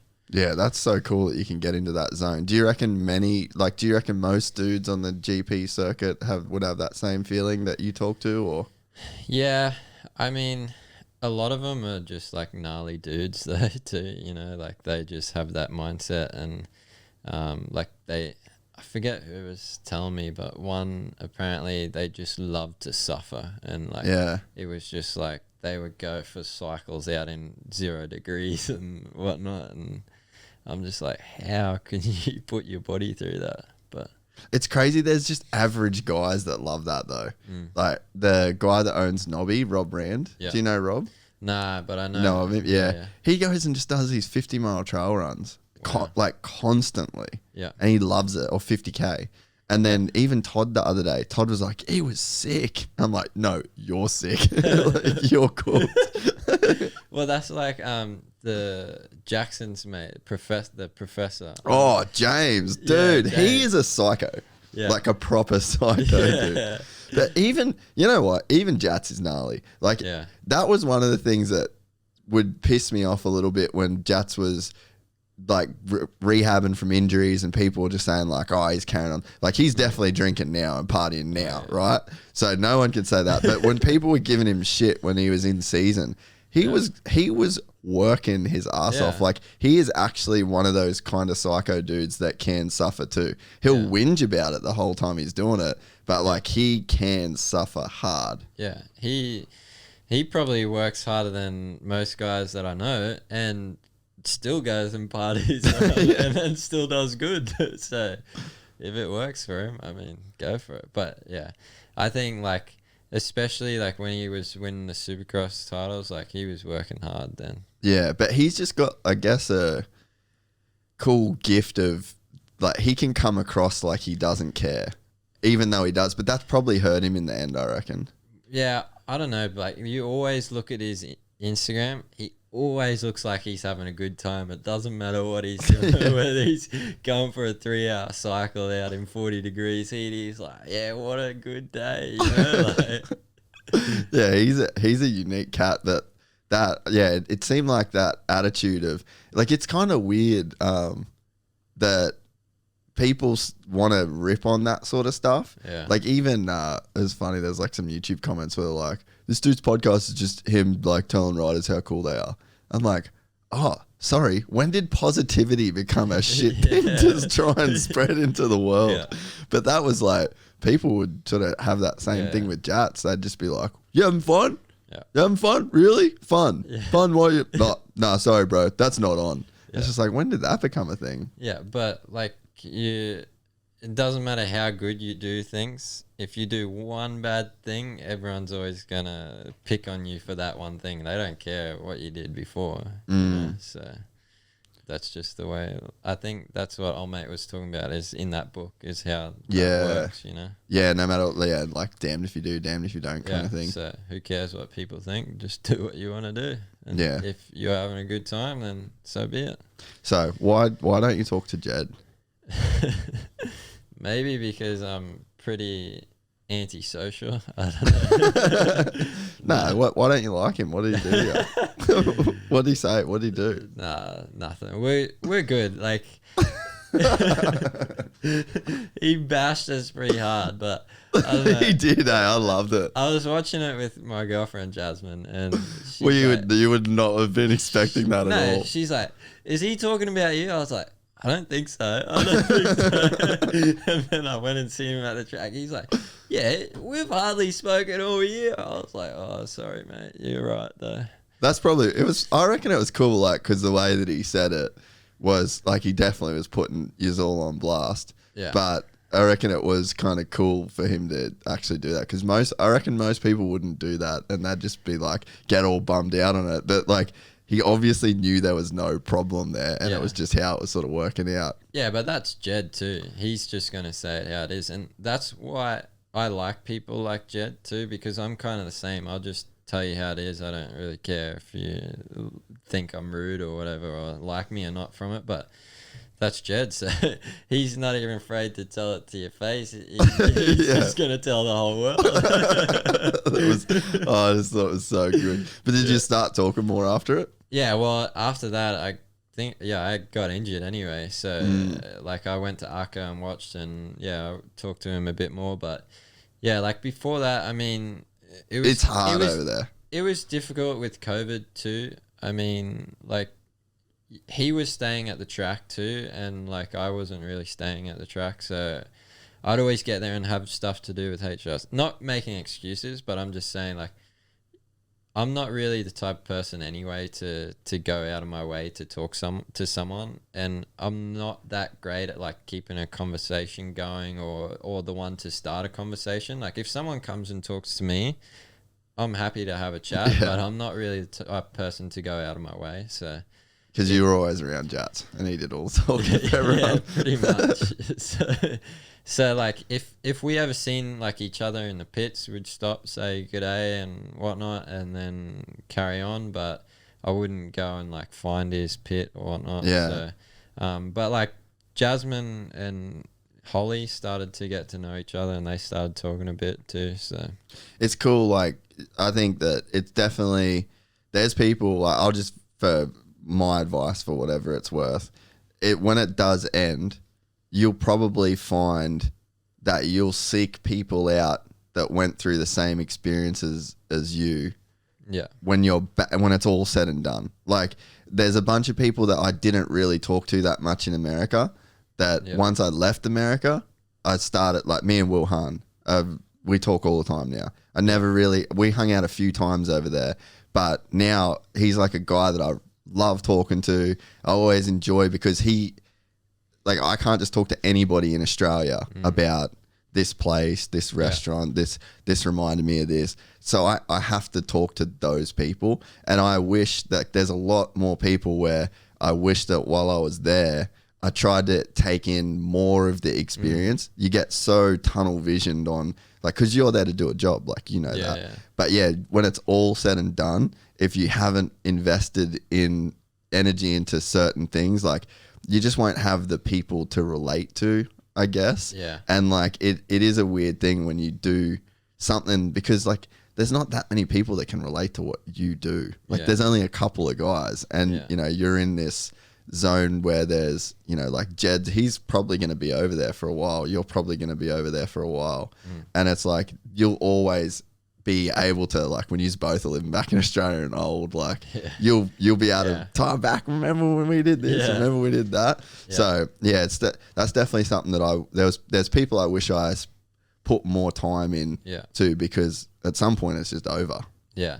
And like, my girlfriend said that what she enjoyed about it was, like, she's met all these friends that she's probably going to keep talking to for, you know, years to come and whatnot. Like, her and Jill Caroli pretty much almost talk every day, I'm pretty sure. And, you know, like, if she hadn't have come and done that, like, she never would have met them. But like, also too, like, again, you look at those people and you go, oh, you know, like, you think they're this, you know, big superstar, but at the end of the day, they're people just like you and I, and they'll have a conversation with you. And it's like I tend to get a little bit of anxiety when I go up and talk to someone new, but again, you just remind yourself that they're just people just like you and I, and they probably want a conversation or whatever, you know, because they're just, and they might be feeling as anxious as you are. Exactly. And so, like, talking to someone might actually chill that out. Yeah. So, and I think too, with you know, you talk about like Jill and Antonio, there's so many people that will treat them different because of who they are and what they do. So when you're just normal and cool, it's such like a, oh, come over here, like, let's hang out because you're treating me normal. And that's one of those things where, you know, especially when you're a rider or you're in that sort of in that lane, a lot of people are looking to treat you different, either because they're fans or they want you know, want something out of you. And that gets kind of hard to deal with too. Well, like you were saying before with the fans, like the celebrities or whatever, like, they're just everyday people, but they would have a lot of people coming up to them and being treating like, them different. Oh my God, you're God or whatever. And like, I like, okay, I'm not a big celebrity like that or whatever. Come on, mate. You're Mitch Evans. But like, I've had like that experience before, and it's like, you don't really know how to respond to them, because you don't want to be like, I'm this guy. You know? Like, it puts you in like a lose-lose situation. You're like, you know, just talk to me like I'm a normal person, because, you know, we can then just have a normal conversation and you feel much better about the situation rather than feeling like you're God or whatever, you know. So yeah, it puts you in a weird situation, because if you agree with the way that they're treating you and you drink the Kool-Aid, then you risk them being like, oh yeah, he was kind of a dick. And then you get stuck if you do the opposite to that. Then you like downplay yourself, and then that comes across as weird to them. So like, it does put you in a weird position, and I've even found it hard to like accept compliments in a way, when Yeah. people are like, oh, the show's doing this and the show, and you're like, oh, thanks. Like, what, you know what I mean? Yeah. Like, what do you say to that? So, Yeah.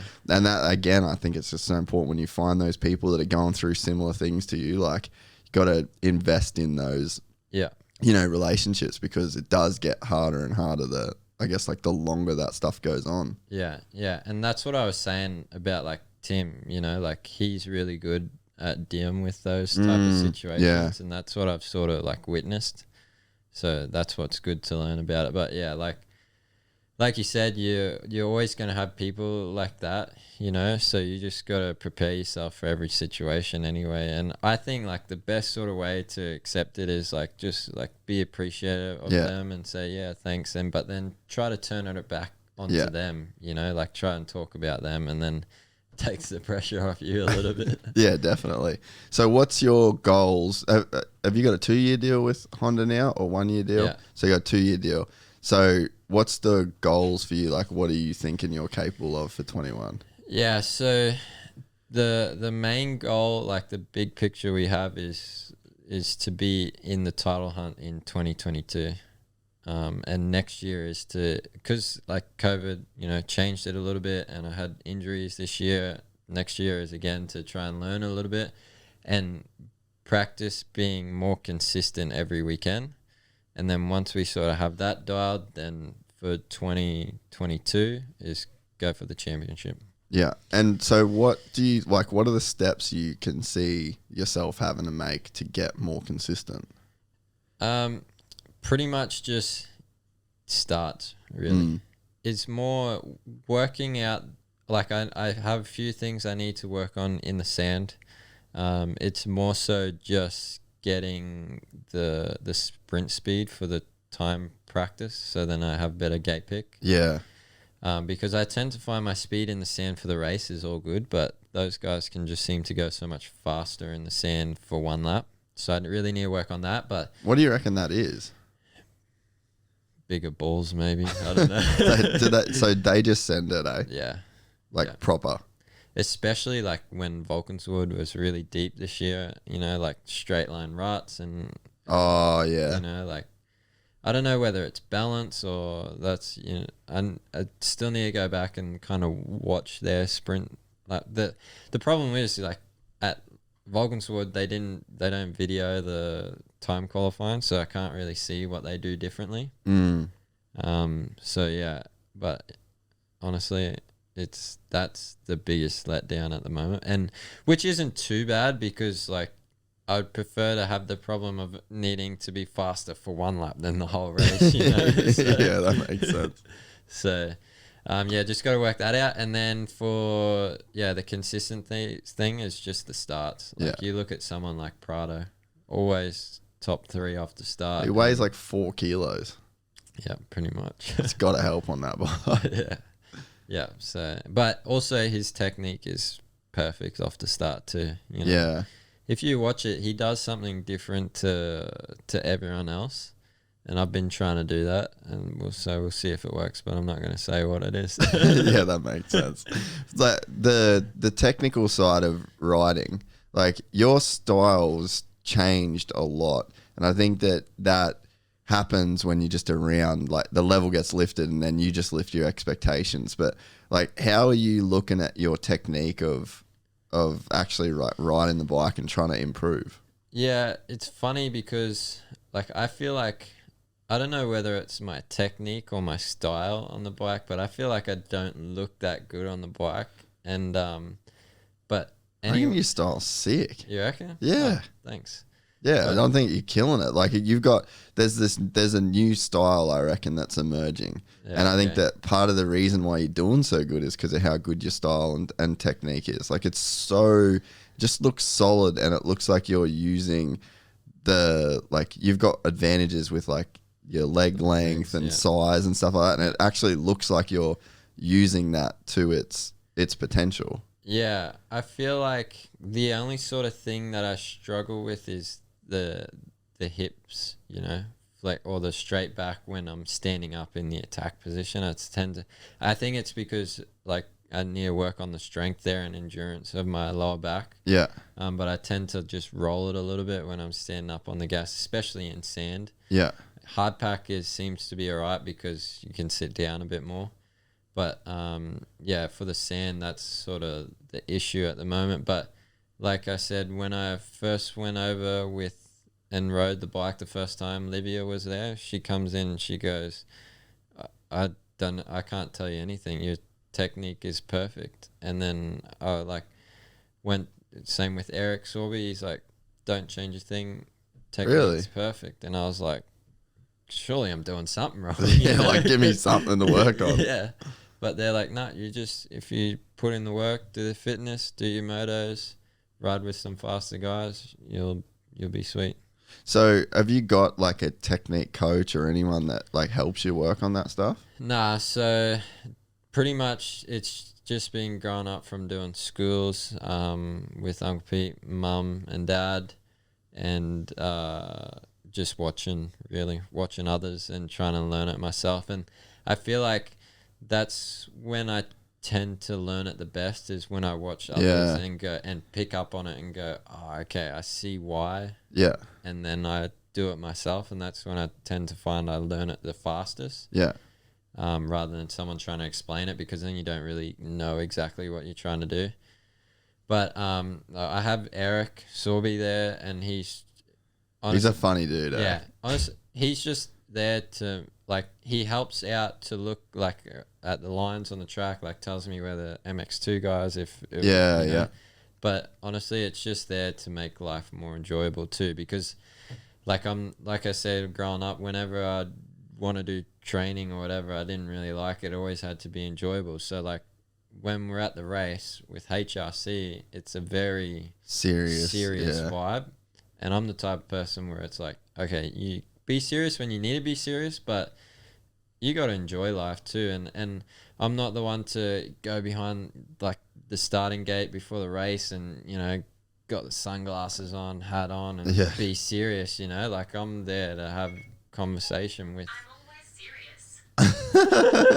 serious. Siri, whatever, mate. Just relax, Siri. Yeah. Oh, now mine's going off.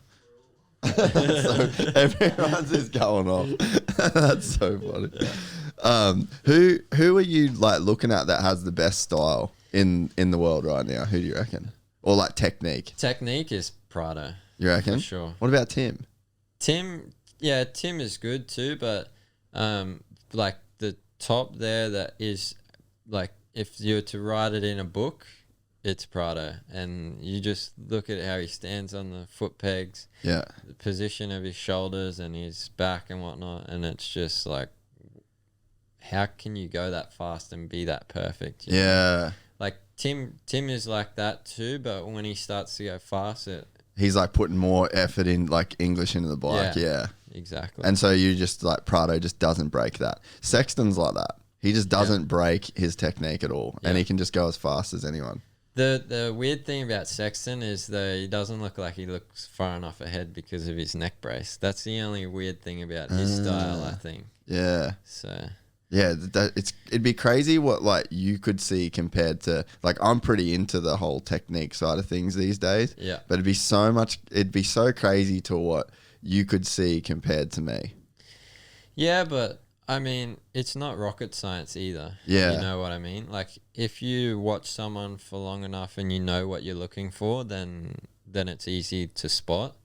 But if you don't know what you're looking for, like, but you know what's funny is like, Jasmine started to, you know, ask me questions like, oh, you know, what's technique and whatnot, and I started to explain it to her, and she's like, oh, you know, I can see that, like, you know, like Fev stands on the balls on his heels or whatnot, but you and Prado are like really on your toes, and so for someone who hadn't even been in motocross for a year, I'd come back from practice and she could like tell me some things, but. Yeah, that's cool, because you're right. It's only a few. That's like when I was playing heaps of golf. Like, that's one of the reasons. It's It's the reason I love jiu-jitsu too, because the technique is just insane in it. Like there's so many details. I feel like there's so much more in something like that than there is in motocross. Oh, I totally agree. But it's made me look at motocross completely different. Yep. And like the training aspect of it, doing drills. Because I know that you guys did a lot of drills back in the day, a lot of flat tracks and speedway stuff. Like Pete was always mixing up what everybody did. Like you never really knew what you were going to do when you got to the track. You just got there and Pete told you like, all right, this is what we're doing today. But with like you lose that at some point and you just go and ride and then you just don't really get better and you wonder why. Yeah. And that's my dad is always on to me. Do you go slow races? Do your front brake slides? Do you just all the old school stuff? Yeah.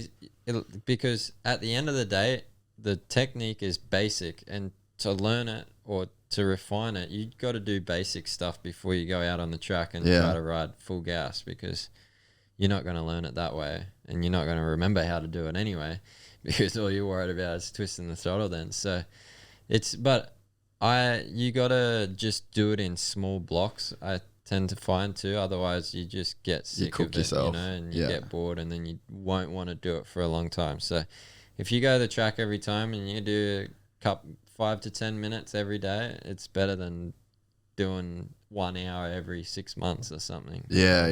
So, did you see that video that was going around on socials of Tim going through that whoop sort of sand section? I can't remember the track, but it literally looked like it was fake. Do you remember seeing that? I didn't see it. Was it? Wait, Ronan, can you try and pull that up on the laptop?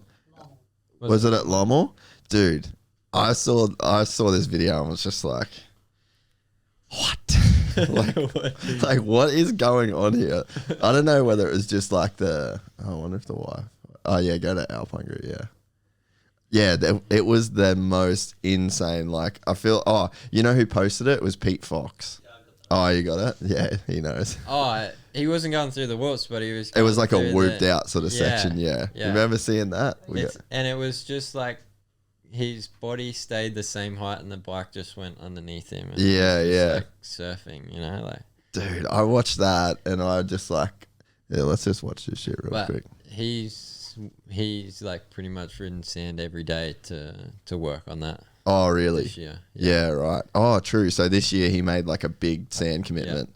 But I think also too Is that it? The new it's the next one on the left. Yeah.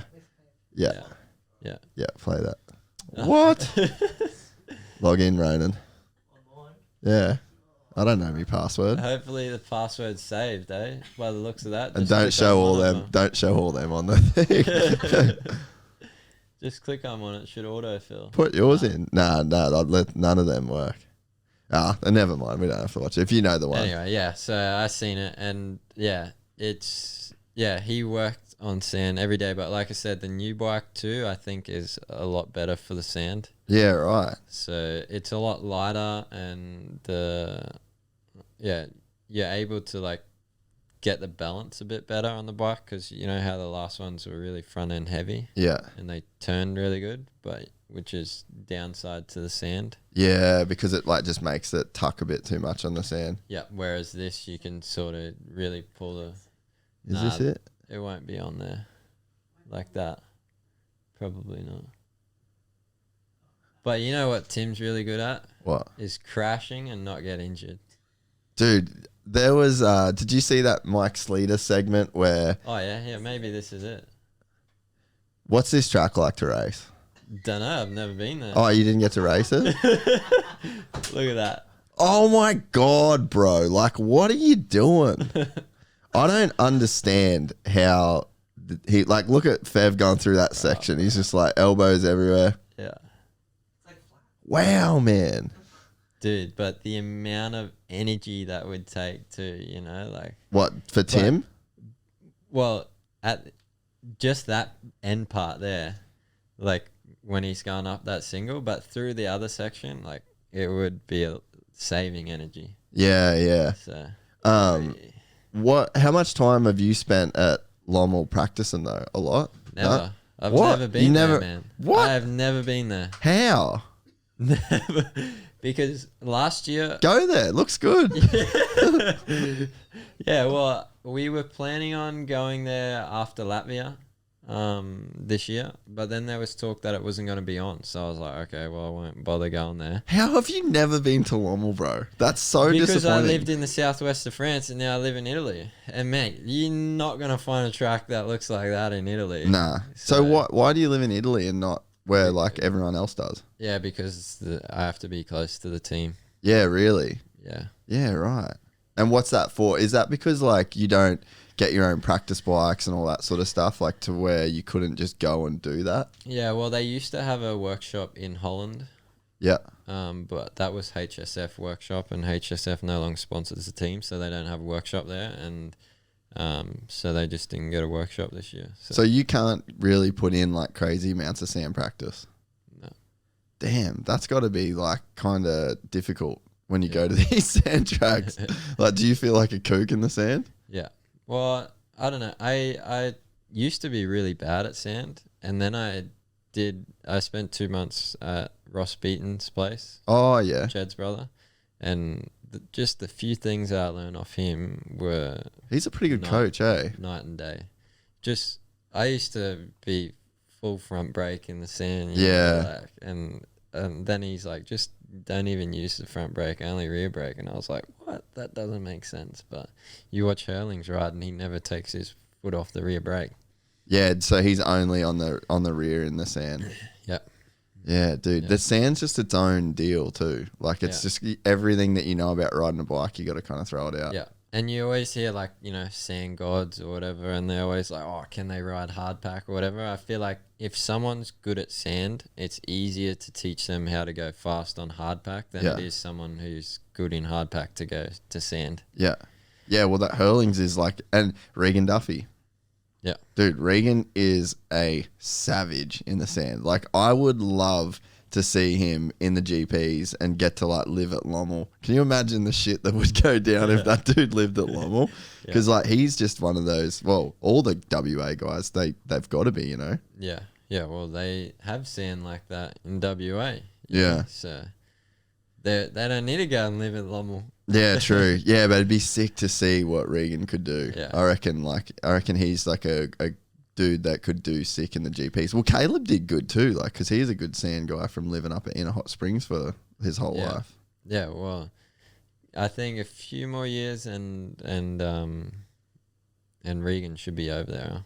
Yeah. I think it's smart that he hasn't gone yet. You reckon? Being at his age, because for sure, like me, if I went over there last year and I went when I was 20.